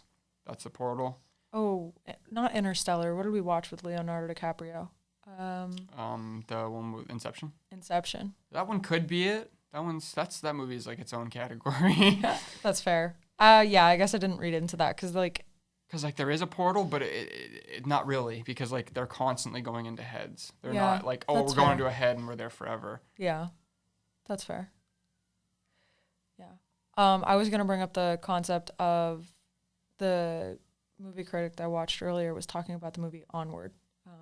We watched it. It's like the animated elves. Do you know what I'm talking about? Where the half dad, it was just his legs. Yes, that's a really good one. That was a Pixar, of course, right? Yes. Yeah, kind of seems like it didn't get a lot of attention, but it was pretty good. Yeah, and there was actually a reason to it. It was the thing that I was going to talk about. And a lot of people talking about the, you know, I don't remember what you just called it. The portal? No, the climax Freytag's pyramid? Freytag's pyramid. Yeah. So the idea that movies are always supposed to have a happy ending is so instilled into our brains. That one had a happy ending. It did not. Well, so... It wasn't satisfying. I thought so, but I guess it's probably subject to scrutiny, so they thought that you were going to see... A lot of people did not find it satifying. Because he didn't get to see his father, and that was the whole point. Yes. Spoiler alert. Yeah, spoiler alert. Spoiler alert. But he did, at the end, find out that he already had a father figure, which was his brother, and then realized how important he was. Because he filled out the entire checklist. That was so much more crucial and important. And everybody was so left hanging because they were dead set. They had the expectation of him meeting his father. So I think the Freytag's pyramid is still correct, and I Oh, can yeah, narrate I'm it, just saying but I that. think there's a bit of a curveball at the end. You're like, oh, in like technically they did get to see it, but like he didn't, you know. So if you consider the skinny kid, I forget his name, the main character, like he didn't get his resolution, but like he did. It just wasn't. It was a sneak. It was like, oh, all So that I think effort, and he didn't. that's such a big part of life though, because you expect life to go one way and usually it does not. I mean, I think about like the concept of my life could have went so many different ways. Like I could have still be in college or have graduated from college, or what if I did make it through the military, or what if I did quit tattooing, or you know, what if I did go to be a doctor? Like there's so many different ways that life can go, and you can try and try and try and shoot for this one thing. Like he tried and made all of this effort to see his dad and didn't. But I feel like life kind of hands you what you need, you know? Like it gives you the Maybe. tools. It gave him his, not always, sometimes you have to work for him for sure. It's not just a free handout session by any stretch of the means. But like, I don't know. I think people should be happy with that movie. It was good. Like Yeah, I thought it was fine. it's a great, like, Maybe because something about the setup and the plot makes you think that since the Freytag pyramid wants to equalize after a bad part, you know, after it tips the top and then it has to flatten out, your resolution for the resolution, literally the horizontal line after the downfall is going to be, oh, he gets to spend X minutes with his dad, and it wasn't. So maybe in their mind they're not satisfied because you're expecting it. You know what I mean? Like it was so much more warming and heartfelt to know that he realized that his brother did all that. You know, it was so much more to me than if he would have spent 5 minutes with his dad. What were they gonna do if they had to animate that? They're gonna be like, "I love you, son. I love you too, Dad," and then he just disappears. You know, but no, he realized he had this lifelong connection with his brother, who he spent his, you know, like every waking moment with, who supported him through all of his faults and his downs. And it's not the new dad. It's not by any fault of his dad's that he wasn't there, you know, but he had a dad, he had a father figure all along. And like, that means so much more, you know, he still has his brother around. And I don't know, that meant so much more to me than if they would have, I feel more satisfied with that than if I would have got the scene where he just hugged his dad and told him he loved him. And yeah, you'd have to find a census. I guess people, did the IMDb or the Rotten Tomato what did I say? Did the Rotten Tomato turn out okay for that movie? I don't know. I've actually never looked into it. That was the therapist review one that I watched earlier. They were talking about how a lot of people didn't like the ending of that movie. So I was like thinking about it, and I was like, I don't think I'd like it if it was the other way. If he really did get to see his dad, like, it would be satisfying in some way, but it's way more satisfying to me that it was his brother. We got to watch the Maze Runner 2 again and try to draw the Freytag's pyramid of the movie, because it's like up, down, It's not up, a pyramid. Down. It's just like it's a squiggly it's like line. a dinosaur back with a bunch of spines. Like, and then the tail goes down and then it flicks up. And it's so bad. Yeah. It's like not a good movie at all. I'm not like one to criticize movies harshly, but that's a bad movie. There was so many like plot changes throughout the movie that it was like hard to grasp what the point even was. You walked away from the screen for 30 seconds there. It's like watching a different movie. Yeah, it was pretty weird, and you're getting exposed to all these new concepts. Like, who are these people? What are we doing with them? Who are those people? What's what are the we doing maze? with them? Where's the running? Hopefully the third one is kind of better, sort of. Maybe. They have nothing to go off of. It's like, for lack of better terms, polishing a turd, you know? Like, what are you going to do? Ooh, don't do them like that. The first Maze Runner was great, but, Excellent. you know, if you just, like, take it and, you know, they just shit out the second one. You know and what then the second one was like? It was like playing Oblivion or Fallout. And you start the main quest, and then like halfway through it, they were like, "Go find your dad," and you were like, "Nah, I'd rather go kill some vampires over here." And you go talk to a guy, and he's like, "There's a priest that's hurting my tribe of vampires," and you go kill the priest. And then like right after you kill the priest, and you don't go talk to the guy to like close the mission, you're like, "Oh, well, there's that girl over there who's hunting monsters. I'm gonna go hunt monsters with her." And then after that happens 2 more times, you're like, "Wait, I was supposed to find my dad, right?" That's what that felt like to me. There's games that do that so well, though. Like Breath of the Wild does a phenomenal job at that, because the main mission is okay, I need you to go save my daughter, you know? Or, like, 40 hours later. And well, the thing is like there are people you can go fight Ganon right out the gate if you want. Okay, like there's no. You can go straight into You the castle. can go straight into the castle and No, fight I don't think Ganon. anybody does. Speedrunners, but I mean, Yeah. I mean they get like a basis, but yeah, you can go fight Ganon right out the gate if you want. You know what I mean? Mm-hmm. But that's like not the thing. Like Mm-hmm. you have to go and find the 4 what are they called? The Guardians. Yeah. You go find the 4 Guardians and get them to help, and you do all these mini side quests on the way, and you know all that. But like that's the example of a game that does it really well. Whereas like Fallout, you walk into it and you can do all these hundreds of different things, but your main quest is to find your dad. Yeah. Whereas like, okay, well in Breath of the Wild, the main quest is to go save Zelda. Mm. But I'm going to do all these other things first. And it doesn't feel distracting. Like it still feels like it's a part of the main story. Yeah. Like everything you're doing, building up to it. everything you're doing in Breath of the Wild feels like it's a main part of the story though. So the interesting thing about the castle, I think, and I just realized this is at least just based off my memory. So when we did it, you know, you go and do all the beasts first, and then you go through the castle, and then you have Ganon Fight 1 and then Ganon Fight 2, which is the big running beast. Whereas when you speedrun it, you actually have to fight all 4 of the calamities, and then you go fight him. So you basically just do all 4 of those fights that some people struggle with and some people don't, but you do it with 3 HP and no weapons. And if you watch the speedrun, for those of you out there, they do some, not really manipulative, but they like basically min-max the situation, and they get like a really, really good weapon, and then they use that Epona. Like you have to use Epona, I think, to get into the castle or something. That makes sense because I think Epona Well, the has little laser dudes or whatever, like they suck. Yeah, so it's hard to even get in the castle if you don't have a decent mount or a strategy to like kill them, and you don't have those tools at level 3. So they use the little, I think they use the like amiibo thing or whatever that like gives them a horse. Gives you Epona, yeah. I think it's Epona. Maybe it's not, or it's like Epona's. I don't. I'm really It's off. technically Epona's great grandson or something It's like not that. the original Epona, but like it's the bloodline of Epona or Yeah. something like that. Epona's great grandson. Yeah.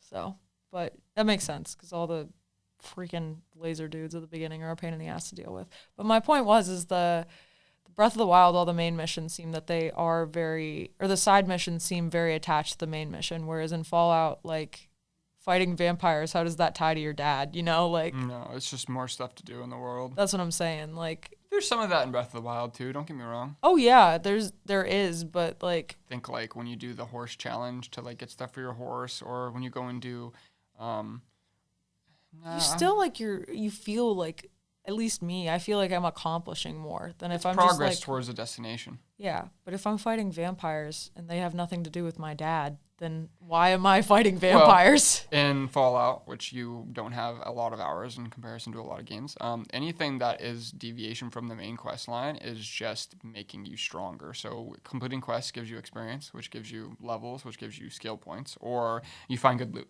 So I typically just don't enjoy that in video games, like the time wasters, the grinding, the farming, like those are like such annoying parts of a game to me. Like on occasion I get it if I have to like level up once, but I usually stick to like enjoying the lore and the plots of like video games. Well, see, that's where you got it wrong, because they're all lore and plot points of their own added to a game that has a main drive. So when you go and play Fallout or Oblivion and you're doing this, like, like one of the things that you can do in Oblivion is the Thieves Guild or any of those guilds. They're not part of the main at all, but they have like a series of quests, if you will. Like in Oblivion, you played Skyrim a lot, didn't you, with your brother? No, I started playing Skyrim and spent a lot of time trying to steal a horse just to realize I could run faster than it. And I said, this game sucks. And then I put it down. So, yeah, and like the Thieves Guild, you get quests from your guild master to like go and do this, and that. And I enjoyed that more than like the main. So they were like, oh, you had to go here and take, or you know, like steal this. And then there was always like a parameter that was like, bonus points if you can do this. And but does it pertain to the main? No, but there's a plot in these sometimes, or the Thieves Guild was more challenges, and I'll actually come back to the Thieves Guild. But for example, in Fallout there is one where you go and let me think of a popular side quest in Fallout 3. Oh, okay. So there's one where you go to Megaton, which is the main city in Fallout. Spoiler alert, in case you ever want to play Fallout. There's a bomb in the center of the Megaton, and it's an old weapon, like the classic like World War II hanging missile, like on Tank Girl's arm and stuff, like one of those big fat ones.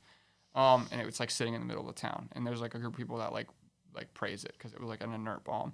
And so there's actually a quest line where you go through this process of like arming it and go to this place and like blow it up, or one where you find an actual pack of vampires, and then you have to like it creates little stories inside the entirety of the game. So imagine like a Hollow Knight, like, because you can relate to that, or Red Dead. You played Red Dead. Red Dead has tons of side quests. For sure, but they always seem little to stories. Yeah, but I don't know. I think they do. They pertain to. They make it so much more immersive with like who you are. Like in Red Dead, like They just do it better, you think? I think they just do it better. Is like it just it's character support, maybe, or something like that. Maybe it's like a selfish human being thing, but it's like it pertains to you. Whereas like Fallout, you go and like probably You help other people. Well, you help other people, but you help other people in Red Dead too. But then you gain something from it. You get good karma. You get bad karma. So that's the same thing as when you do these, you get karma, or they pay you, or you get a dude's gun because you killed him or something. You know, like there isn't actually like a motive to it. But you have permanent effects from like. I haven't played any of the more recent like Fallout games or anything, but if you walk into a town in Red Dead and you start shooting, you can't go to that town anymore. Yeah. Like it's you're the same way in wanted. like Skyrim and Oblivion. They'll have a warrant for you until like they kill you, or I think you pay for it. Like you can't go in there either. Yeah, some of it Same also thing with has Fallout, to do actually too. Like you can shoot somebody in Fallout, and then the whole city will be aggro whenever you go in there. And like you go into a merchant and something like a general store, like they'll hide behind they won't like interact with you because you went rogue. So I don't know. I find the story to just maybe more immersive in Red Dead Redemption. It might have to do with the fact that they make you feel tied to the main character more.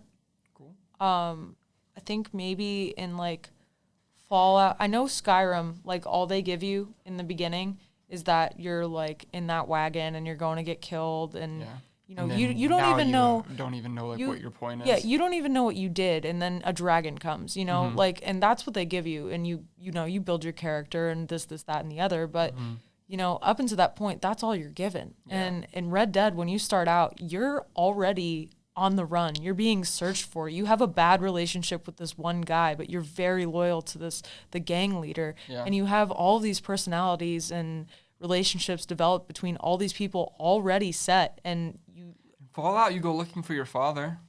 Cool. You know, like you have like Red Dead, like I don't know, like they immerse you so deeply with this character. But then I also fall in love with games like Hollow Knight, where at the beginning they give you literally nothing. They give you a sword, they tell you can hit things, and it's just quiet, and it's almost so much in the opposite direction that it's like, all right, I gotta know what the fuck is going on with this little bug walking around. Casual story, just but like not rammed down your throat. Like you have to search for it. You have to, It's not half-assed. It's like one or the other. You know, like it was very intensely, deeply.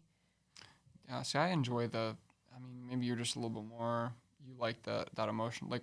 In Fallout, I liked all the little worlds. Like there's a quest line, I forget what you do for them, but essentially you go to a region and it's in a cave system, and the entire cave system is run by kids that are from the ages of 8 to 12. And only little kids. And they have their entire own, and so they have like a guard, and like the guy at the front is like a douchebag, and like he's super stern. And so what happens like when they get too old, like they start in like the puberty age to go to like 15 and 16, is they actually like kick them out. And because it can only be kids, and like it's such a cool little like own story or movie in itself, and they're fine, like they're living, they have scavengers, they have guards, but it was like, oh, that's so cool. It's like it has nothing to do with you finding your dad, but No, I understand. Like I'm not saying that they're not good video games in the aspect of like things like that. Like they do put a lot of like effort into side stories and different things you can do in video games, because there have been video games that I played that they just, you have a lot of side quests and random things you can do and whatever.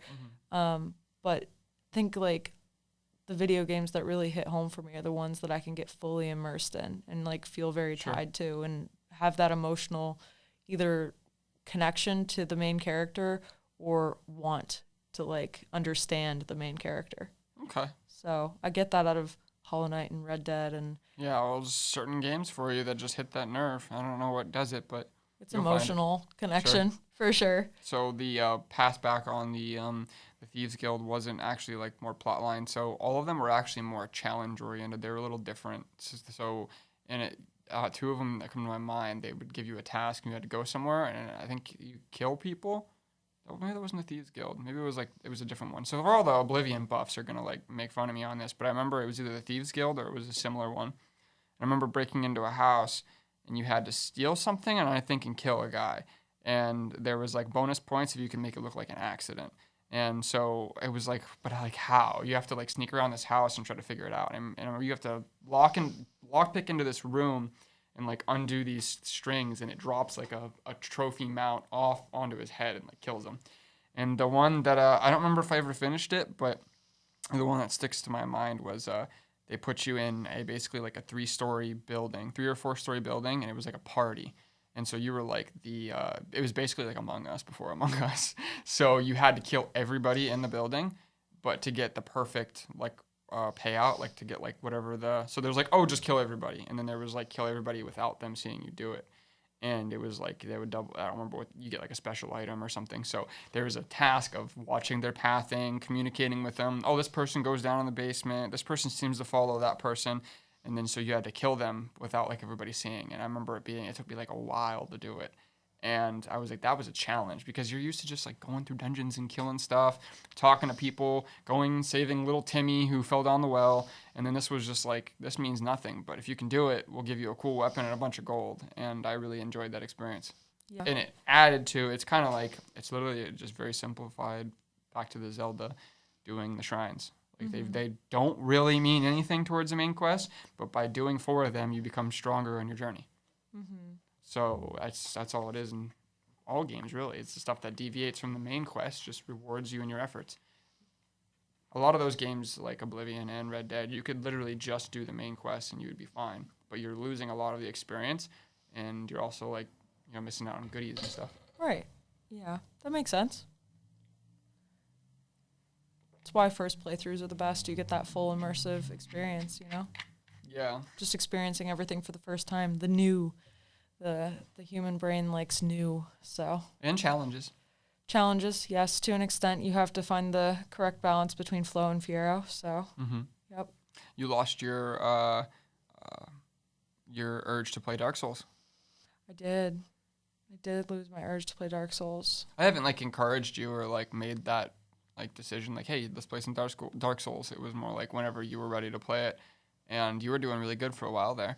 And then I don't know if there's like a distraction or something, but there's definitely, I appreciate Dark Souls for the challenges that it offers, but it is definitely too much in the aspect of it takes me a lot of time to do things, and time is something that I don't have a lot of, and takes you a long time to reorganize your entire campsite. Yeah, it does, Crossing. Which is why I haven't played Animal Crossing since quarantine, since I was, You play it here and there, but here and there for an hour to kill time and be like, oh, cool, I still have flowers alive, and but I don't pick it up regularly for a reason anymore, and it's because time is like such an important thing to me, and I've spent at least 19 hours playing Dark Souls. And is that how long it was? At least 19 hours, yes. And that's normal though. Dying repeatedly, really, really gets to me. It's not that I can't do it or that I wouldn't persevere through it. It's that I don't have the time to die as much as I am just to make it through this game, just to make it to another boss. I love, yeah. But you did it in Hollow Knight, so I'm curious as to how you're gonna defend yourself now. I did it in Hollow Knight. I enjoy. This is really what it comes down to, and why I'm very, very very picky about video games, the art style in Hollow Knight is so far superior to the Dark Souls, in my opinion. Yeah, well, the first Dark Souls like has an art style, and for its time, I think it was 2008 or 2009. They actually had like a not bad thing going for them, and a lot of people talk about in the Unreal Engine, I think he used, or whichever engine he used. I don't know if I'd consider it an art style. I would argue that. I mean, like, it is an art style, don't get me wrong, but like, it's a guy in armor, like, and they try to make it as realistic as possible. Everything around him, pretty much. The decor though, but decor. Like art style, like Hollow Knight is an animated, fully like made up thing. Everything about it is new, you know. Sure. Whereas like Dark Soul, you see a picture broken Moonlight on the wall. Butterfly isn't art. It is art. It is an art for sure. Yeah. But like Moonlight Butterfly is literally a Luna moth. They call the fucking butterfly that has a laser coming out of it. Okay. How dare you disrespect that boss? You know, like Hornet is like a bug, but like I've never seen like a bug look like that. You know what I mean? Like in that art style. Is it a problem of originality? You fought Quelaag. Repeat what you said. You fought Quelaag, the spider lady. Yeah, there is a lot of originality in Dark Souls for sure. I think it can be. Oh, well, the whole reason that we even brought this up is I know there's some bosses in there that took you 2 tries to beat in Hollow Knight, just like it takes you 12 to 24 to beat some in Dark Souls. And you'll argue that that's a time thing for you. So that's why I'm picking that topic apart. Yeah, because it's not the bosses that deter me in Dark Souls. It's the running around exploring aspect that I absolutely love about video games. And I can't even do that in Dark Souls without dying, and it is incredibly frustrating. Whereas I can run around Hollow Knight and explore every corner of that world and not die. Yeah, the NPCs in Dark Souls are definitely like pretty deadly. Whereas like in Hollow Knight, like you can generally take on everything, and you have to like I don't have to worry about a lot of mistakes. Like, whereas Dark Souls, you're like 5 seconds away from back to the bonfire. Yeah, and I don't like that because I am a super explorative person, and it took all the fun out of it that I was like, oh man, there's a shiny thing over there, and then I get overwhelmed by 3 things at once or 5 things at once, and I can't even make it to it until I fight all these things, and then I'm like, okay, well, I fought them all, and then there's another surprise thing that's killed me, and then I have to start all over, fight the surprise thing, and then I finally make it to figure out that it was a pointless ass item, and I'm like, this isn't worth it, and it's like so, it like grinds you to a pulp in a sense that it takes away my fun of exploring, and that takes away the fun of the game for me. Like fighting the bosses is a lot of fun. Love the best part of the game. I love the challenge of fighting the bosses in Dark Souls, but the exploring aspect is like a very important thing to me in video games. It's why I love open world games. It's why I love Red Dead. It's Hollow why Knight definitely tunes it down a little bit. And so one thing that I've started doing recently in Dark Souls, which depending on who you talk to, like all the maximalist Dark Souls players, they don't do it, but I've been running around with shields with 100% physical block. You can get them in every game. Like, even you have access to them. And so when you come upon an area, you just hold your shield up, and then it goes chink, and it stuns them, and then you just kill them. And you do that to one after another, so you don't have to worry about, like, depleting all your Estus and nearly dying the whole time. I mean, I parried things at the beginning. You were really good at parrying. I'm really good at parrying, but it wasn't like an actual fun way to play the game, though, because it was like, cool, I know how to parry things once you figure out their attack, and then it was like, all right, cool, parry. Okay, cool, parry. And then you're like, okay, cool, the thing. So there's like a weird blurred line between it's too boring and it's too hard, and the game fights that like so. It's just so on the cusp so often that it's bothersome to me. It makes the game less enjoyable, in my opinion. And I understand. I think Dark Souls is definitely a very good game. I really enjoy the challenges of fighting the bosses, and I really enjoy the role concept of being, invincible during those times. And the lore of it seems really great. The idea of going hollow and, sitting at bonfires, and that refuels your Estus, which is actually just fire. And like, I love like looking into like the lore of that is like incredible. Yeah, but if you dive into the independent lore of every character, it's actually pretty rich. But it's just, it beat me to a pulp as far as just general exploration. That's like one of the main things that drives me to play video games. It's supposed to be this immersive new world. Too much friction doing it the whole time. Yeah, you get to leave reality and go into this fake world for a little bit, and sometimes that's great to get your ass beat so that it's a challenge, but not all the time.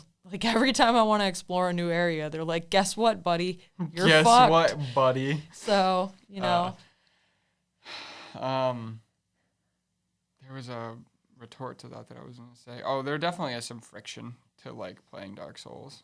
Yeah. It's a good game. It's just not, you know, it doesn't hit my top favorite. I think the momentum of playing video games is important to me too, because I binge most things that I do in life. If you're getting exhausted and tilted, it slows that down. Yeah. So.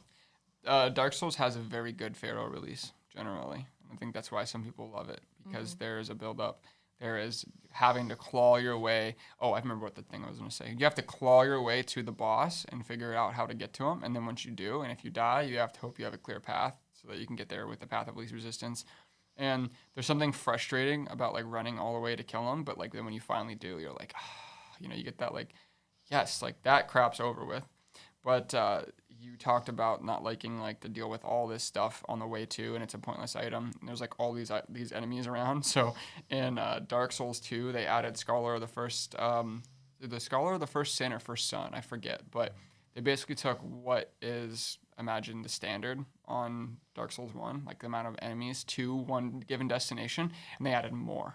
Fuck that. Yeah. So I knew there was a reason I was going to skip that one. Well, they have a core game, which is fine, but when I bought it, I bought Scholar of the First Sin, and I can't. I'm just call it Scholar because I forget what the actual title is. And yeah, there's this one area on the dock, and I swear there's like before you get to this boat, there's like 36. It's easily 36 like mobs, and you can run by all of them.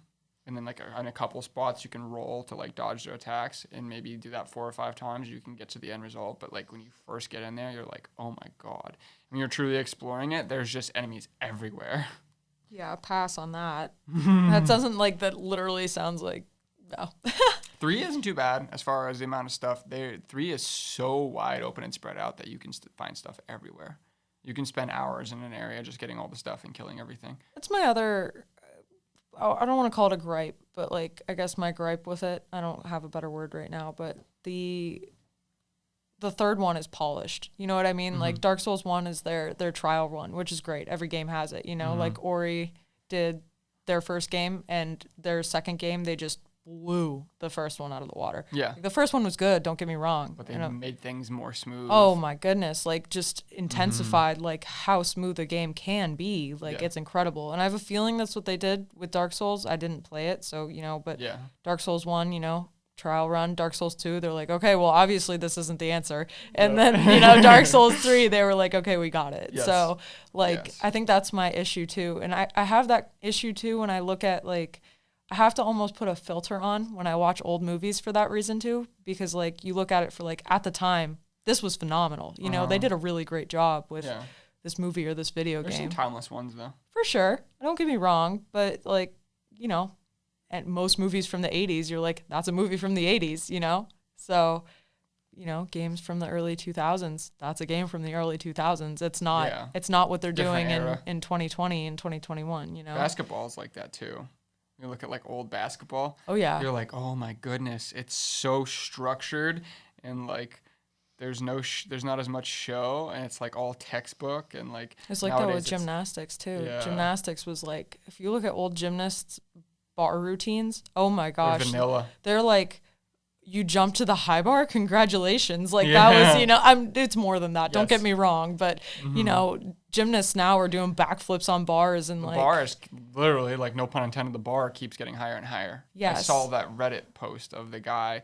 It was the one where you run and jump and clear the thingy. The vault? Yeah, and it was like he did a super simple move and landed, and he was an Olympic gold medalist in like the 80s. And then it was now what the guy had to do to be an Olympic gold medalist was jump, do a 360 McTwist, and then finish with a backflip or something, you know. And it was like that was the gold medal, and it was this guy didn't really even have to try, but at the time it was like, whoa, groundbreaking. Yeah, you know, the bar is always raising. Oh yeah. It's I think it's a big cause for like you talk about society and like all the pressure that people have and why so many people are depressed and anxious. It's the bar is unreasonable. Like expectations from people are just sometimes unreasonable. And I mean that follows into not only just sports, but the bar has gotten closer to the ceiling, and we haven't grown in height, so it's definitely gotten harder. Right. Like You gotta find stools and stuff. Naturally. Just, I mean, like I said, not with just sports, but like in the corporate, the corporate world and everything like that. And yeah, so it is for sure an ironed out version. What I like about 3 is they definitely made things better. They added more augments, they added more weapons, and even though like the weapons might be the same, some of them have different they call them abilities. So like some people have they'll stomp with their weapon and they get like a power up. Some will do like a certain swing that like breaks through the enemy's shields. So they added like a lot more stuff. That's like really cool. And then because of bars getting higher, like you might not have noticed it because you don't watch me play Dark Souls, but after beating through the game once to 1.5 times, like I can go through and almost kill every boss like the first time or if not, I try again, I kill him the second time. Like I can, for the most part, every boss in that game, I can kill it. Well, because that's the thing with Hollow Knight too, is you memorize all the patterns, yes. And once you have them down, they're there. It stops. There's a unique thing that happens to your brain, and when it obtains, I don't know learned how to do it. Muscle memory. Well, sure, but like you also understand it's pattern recognition, I think. Well, pattern recognition, but that pattern recognition is like... It's pattern recognition. But it's also your memory too, though. Well, yeah, you remember like how that boss works. Like when you see the gargoyle go like this, here comes the sweep, and you dodge it. And then he does it again, boom, and he never does it a third time, so now you hit him. Mm-hmm. Or when he flies up in the air. That's fair. It's pattern recognition, and you know those patterns. And it's the same thing in Hollow Knight. When you see Hornet or the 3 whatchamacallums, like wind back, what's he gonna do? He's gonna dash, So there's pattern recognition. And the third one, however, I think it's more pattern. I think you're right. It's more pattern recognition than muscle memory. Your muscle memory is there though, like remembering how to use everything that's given to you and all your abilities. I think muscle memory comes down to more like the actual controls. I think more than the digesting. There's an innate ability to do it too, not necessarily to read the situation, but if you're not fast enough to jump over them and hit them, like there's people that just aren't mechanically gifted. That was actually what I was just about to talk about, I don't know why the human brain does this, but I'm very fascinated with the fact that we can pick up abilities and like almost not acknowledge that we do it. Mm-hmm. So like playing video games is something very fun for both you and me. Like we enjoy it very thoroughly. And like to a point where we're like, okay, cool. We get into the lore, we get into like the understanding of all this, but handing my mom a Nintendo Switch controller and asking her to try to play Breath of the Wild, she couldn't even get through like the cave at the beginning. Yeah, like she doesn't have any video. She game doesn't language. have any video game language. So it's weird to like think about that. Like some people, the concept that some people can't do like what you can, and it's like a very weird thing. I run into that with tattooing a lot too. It's very interesting, but like I almost forget that the world can't tattoo. For like all the time. It's Are you talking to the person you're tattooing like they know what you're talking about? I don't, because I know that they don't understand. Like I've kind of come to that, but like I go through a daily basis and don't really fathom that I have a skill set that a lot of people can't. It's kind of like you drive a stick shift car, or if you know how to drive a stick shift car, you're like, okay, cool. But then when you only realize that like what, 3 or... A tenth of the population can do it? Yeah. If that. That's what I'm saying. Just Americans. I think like they say 2% actively drive it daily. That's a stick shift. Right. But you don't acknowledge that that's a skill that you have, Mm-hmm. You're just like, hey, can you go pick something up from Some Walmart? do, if they're full of it. You know what I mean though? Yeah. Like it's such an interesting thing. And like, so yeah, there is some sort of muscle memory like built into game controllers. Mom's got that pineapple upside down game and you don't have that. I've never tried to make pineapple upside down cake. So I was just trying to give your mom a skill that she can do that we can't, and that's my mom can bartend, I can't. So nah, you can bartend. Just not right now. Not at this current moment. I could pour you a beer, or pour you a glass of wine, but as far as the knowledge or the memory of mixed drinks, it's not there. People are pretty basic. There's actually not a lot of crazy stuff out there unless they're immediately like bartending. It depends on where you're going for one. Like if you're in fine dining, there might be more cocktails. Whereas if like you go to Docksiders, it's vodka in this, whiskey in this, or beer. You know what I mean? There's not a lot of like true cocktails. So but if you're like, hey, make that banana liqueur thing you're gonna have on Tuesday, you'd be like, I think it's this, this, and this. Yeah, well, that's what I'm talking about. Is like as far as like that's what I would consider a true bartender, is somebody who knows how to make all those mixed drinks. Yeah. So not just like a vodka and Sprite, and you're like, yeah, okay, well, I know how to make that, big boy, you know? Mm-hmm. So, but, yeah. The reason I brought up 3 is they perfected it, and then they've scaled the difficulty up to a level where even the bosses in that game can still kind of challenge me because they're a little bit harder. So, you know, it was really refreshing for the series. Like if they made another Hollow Knight like Silksong, and it's like a little harder. I don't know what they would do necessarily to make it harder. Maybe add some slightly more difficult NPC or I whatever. mean, they do that now with Hollow Knight. When you go back and fight the bosses, they just make them faster. They, you know. Yeah. Well, I'm talking about like the little dudes that you find like on the way to your destinations. Maybe they make them tougher or something. Oh, they do at some point. You just haven't gotten there. I don't know if they are going to do that with Silksong or not, but it would be interesting to see if they add and or redo the charm system. You know, They've done it different. Have they? I've looked up. They released a few minutes of gameplay. Concepts. A few minutes of gameplay. So it's not charms anymore. It's different for Hornet. She's a whole different being. Yeah. Okay. So you would just have to look into that's it. fine. So I was wondering if like it's gonna be a polished or if it's gonna be another version of it, but just like because it started out as a DLC and they were like, well, why don't we just put it into a whole other game? Yeah, that's exactly what happened. They were gonna start it out as like a DLC and then they were like, no. Deep Cherry, right? Or what are they called? Team Cherry. Team Cherry. Go Team Cherry. Shout out to Team Cherry. Yes. You guys did a really good job. Freaking starting off with I don't remember the name of their first game, but the ghost actually made the appearance in like their first game, and it was just I'm pretty sure like cherry picking. So. No idea. Yeah, like it's incredible. But you look like you have like 3 more questions you were gonna ask me, and we just did not get there. We're just vibing. Yeah. So the actual wrap-up question is, how do you feel about Bitcoin? Wow. It's not specific to you. I know. This is my PSA at the end of the episode is, how do you feel about Bitcoin? I don't understand Bitcoin. I mean, I do to an extent out of what you tell me, but I also have like personal negative opinions on it predestined just from us like talking about it. Sure. Great for Bitcoin, whatever. But I think there would be a very large uprising if they tried to get rid of cash in any sort of way or sense. Nobody said they're trying to get rid of it. Yeah. I mean, I don't understand Bitcoin. I don't know anything about it, so. Yeah, but why did you think about that, getting rid of cash?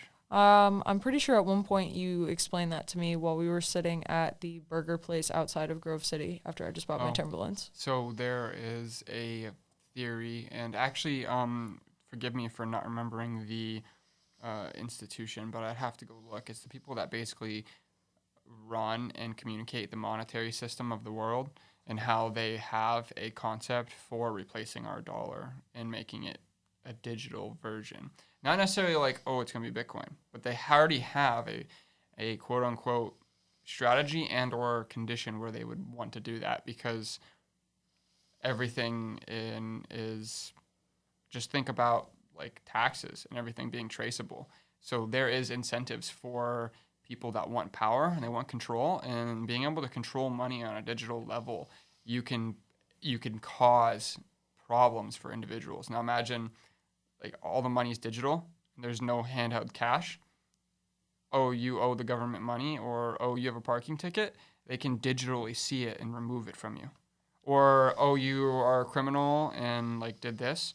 Well, now we're gonna we're gonna put a lien on your digital transaction, so you owe us like there's a way of controlling people without cash. Cash is for the person, and there's a reason why cash is responsible for illegal transactions like drug money and all that stuff, because you can't track it. And you can't have illegal actions with money or independent free transactions with money if it's all digital. Does that make sense?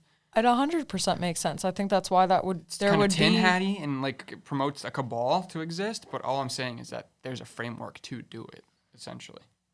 Yeah, and I disagree with it. I don't think it should be that way at all. No one does, but we don't make the decisions right now. Me and you don't. The people that want to control or want control or want power. You know, the politicians, the people that have lots of money, they could, in theory, create that, you know, and that's where I said Bitcoin is kind of separate from that because nobody can control Bitcoin. It is a digital version of cash.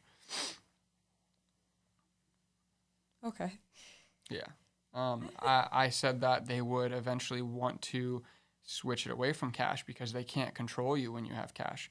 The only way they can control you is, you know, maybe by making things more expensive. Like right now, no one can tell you what to do with your cash. But if your credit card, literally, like, you know, if we go to Puerto Rico and try to use your credit card, it'll go, whoa, like, why are you in Puerto Rico? And they'll lock it. And you go say, oh, like, I'm in Puerto Rico. And they'll be like, oh, okay. Well, just imagine a world where, like, you have to use that card and that card only, and you did something wrong or someone doesn't like you. Like, literally, you vote the wrong party. Like, you're like, everybody was supposed to vote Democrat and you voted Republican.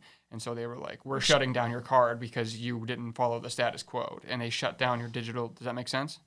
Like, you could very well do that with a digital means. I understand why you don't want that to happen. I completely get it. That's not the main basis for Bitcoin, by the way. Yeah. I don't understand anything about Bitcoin, so. Cool. How do you feel about it? You just don't know how to feel about it because you don't know about it? Yeah, I can't have a feeling really on something that I don't really know anything about. If you don't know anything about Sasquatch, how do you feel about him? I have my opinions on Sasquatch, and I know enough about Sasquatch to have an opinion on Sasquatch. What's your opinion on Sasquatch? He's probably real. He's probably out there, and nobody's fucking found him. You know? Maybe. I not even just Sasquatch. There's probably like so many creatures out there that exist. Like, this is probably like such a sidetrack thing, but I'm almost incredibly infuriated the fact that we're exploring space right now and we haven't even explored Earth. Like, I'm so infuriated with the idea that we don't know what's in our oceans, but we're like, hey, let's go to Mars. And I'm like, are you serious? You're like, the idea of power and wanting to like conquer and just, it's like infuriating to me. It's like, you don't even know about things and you're destroying the place that you live now. Maybe that's why. And you're going to go look for another place and you're going to destroy that because you're so, like, people are just so selfish. And it's infuriating to me that we're so able and wanting to like jump to somewhere else. Like, we're not even content knowing that we haven't even explored our oceans like completely. Yeah. I think technology is holding us back, but it isn't technically arrogance. Like, I know that we've explored, let's say 95% conservative. I'm not too sure, but you could say that pretty much in every continent they've mapped it all out. Now to like perfect detail, probably not, because this world is huge. I'm more talking about the ocean. But the ocean, like even like Marianas Trench and stuff, like they have no means of like really getting down there. Like technology, like I think they can go. Right, but they're trying to make technology to go to Mars. Like, that's an active thing. Like, they're working on the ocean too, I think. I'm sure they are. It's just you don't see it as much, you know? Yeah. Like, well, I think they hit physics a lot. Like, physics hits them a lot harder in terms of diving to the ocean, opposed to, hey, we made it to the moon, so it's capable, but how do we get better? You know, we're like, it's capable to swim. How do you get better? Like, it's like pressure. I understand, but like, there's pressure in space. Like, there's no air in space. So, you know what I mean? Let me elaborate. Like, so we've gotten a vessel or a rocket ship to the moon. Let me correct myself. There's no breathable air in space. So the bar is, for example, if I'm in this room and I'm like, all right, well, I want to like throw this baseball. Okay, like I've threw the baseball. I'm capable of throwing the baseball, and I made it 30 feet. Now what do I do to make it 200 feet? You know, what do I change to do it? But there is a physical capability of achieving that by, you know, throwing it. Just, I got stronger, or, you know, I used a tool. Now, the only physics that are slowing you down there is like atmospheric resistances, and those stay the same in space. Does that make sense? So that how far it is, it doesn't get harder. It just, you need more fuel and time. That's really the only thing that stops us from getting to Mars. Okay, does that make sense? Like, if it takes, like they say, like a commercial airliner takes 2 weeks to get to the moon. Like, that's a real fact. Like, if you were to take a Boeing 787 and try to fly to the moon, it would take 2 full weeks. Okay, what I'm saying is they've done that. Now, so we can achieve the Boeing 787 to the moon in 2 weeks, but for Mars, it might be like 3 months. Now, it's like, do we have fuel, food, and time to do that? And that's the problem. Whereas with the oceans, I think they can only go to a certain depth because the deeper you go, the more atmospheric pressure from the water gets and crushes things, and they can't stop that. Whereas, like, there's nothing stopping them from going further except for their own capabilities. Whereas we don't have the capabilities yet to, like, mitigate pressure. The physics, you know what I mean? You can't break physics. Does that make sense? I'm not saying that you should break physics. It's not possible to. Yeah. I don't know. It's not a bad thing for people to be explorative and want to go to space and do all these things. Like, I'm not mad that people are, working on exploring and trying to find new things, but it baffles me that we know so little, and like almost just our energy is, it seems like more energy is being put into our aqua, what? I can't talk. The aquatic. Aquatic, yeah. I was like, it's not aquarium, it's not aqua. The aquatic world definitely could use some more attention and time. I mean, there's a lot of things that could use attention and time. Like, our environment is just like lots of things about the world that are just getting put on the back burner, and it's really upsetting because it's where we live. Like, we're so concerned about other people and other places, and we don't even take care of like where we live. It's like the worst. It's like the worst example of self-care. Like the moon, though, and we're but the moon, though. And so, Earth is just like suffocating itself, and like we need Elon's brother, Elon Musk, to get aquatic adventures under control. Yeah. Shout out to Elon Musk. He's gonna make it to the bottom of Marianas Trench. Okay. Yeah, I'd have to check into that because I don't know. I think the deepest they've gone is like as deep as like the Empire State Building or something. That's like, I think, no, maybe it's way more than that. Oh, it's way more. Yeah, it's like, it's, even if it's not people, they have like robotic, yeah, cameras they send down, and then they get to a certain depth. Stable. And then at some point, it's just black down there. You can only see so much, but like, people are smart. We figured out you can go into space. Like, we can figure out how to get deeper in the ocean. Maybe another 50 years and we'll have rapture on the bottom of the ocean, like a true rapture, you know what I mean? Maybe. I saw a picture on Steam. They had a 2K Steam sale, and one of the games 2K makes is Rapture Bioshock, but they showed the bell tower coming out of the water where you start, and then the curve of the water, and you could see the city underneath it, and I was like, ooh, my thalassophobia kicked in. Thalassophobia? Just looking at that image, I was like, oh, it's like so big, and like it's a large mass underwater, and it's like weird that it does that to me, but I don't know. I think I get like very used to things like that, because occasionally, like, even when we go snowboarding and we're on the lifts, I'm like, I could jump down and die right now, but like, I can't think like that. That one doesn't bother me. Yeah, that's crazy. I can't shut out that one though. Yeah. Yeah, it's an irrational one. That's how all phobias are. Yeah, I don't know. It's not irrational though, because like, you get a crack in that dome and you're like, okay. Yeah, well then normal panic happens, whereas mine imagines that before it happens, or I just see an image and I'm completely separate from. So like, some people get anxious like seeing someone skydiving because they're afraid of heights, and you can't like tell them not to do that. Do you know what I mean? I do, because Ryan will come up to my booth at the top of the studio. She afraid of heights? Yeah, she's like, She like won't look over I actually had a client the other day who came up, and I asked her to hang her coat up, and she's like, whoa, we're high up. And I was the first time I had somebody do that. And I was like, are you okay? She's like, yeah, I just don't like heights. And I was like, you want me to like put a barrier up so you can't look at it or something? She's like, no, I'll be fine. It was like a 5-minute tattoo, but I was just like, it was the first time I'd had somebody who had an actual issue with like being at the top of the studio, like being up the stairs. That's wild. Yeah. It's one thing to like being in an uncomfortable position, like on top of a roof or like maybe on like a roller coaster, but like to walk up a flight of stairs into a platform with rails, like you. I almost jumped off those rails when I was drunk the other night, but I didn't. Really? Yeah. Why? Someone say bet, and you were like, got it. Eric is like, how often I want to jump off of those? And I was like, as much as I do, okay. And then I like climbed over to the other side and like was gonna hang down and just drop. And then I was like, it's a little high. And then I was like, maybe not. And I climbed back over. Yeah. I literally climbed over the side of it though and was gonna drop. Well, I wasn't hanging. I was gonna. But hanging out over there. Yeah, I was just like, okay. So yeah. Drunk Tristyn gets gutsy. That's what I determined, actually, talking to Matt about things, because he doesn't drink. And he was, like, asking what it was like. And I was like, I think you just get more confident and gutsy. I don't know. I was like, I had to, like, try to describe feelings of, like, what it's like to be intoxicated, and that was interesting because I didn't think about it. I just felt it, you know? And then having to actually put it into words was like an interesting thing. Yeah, but everybody responds a little differently.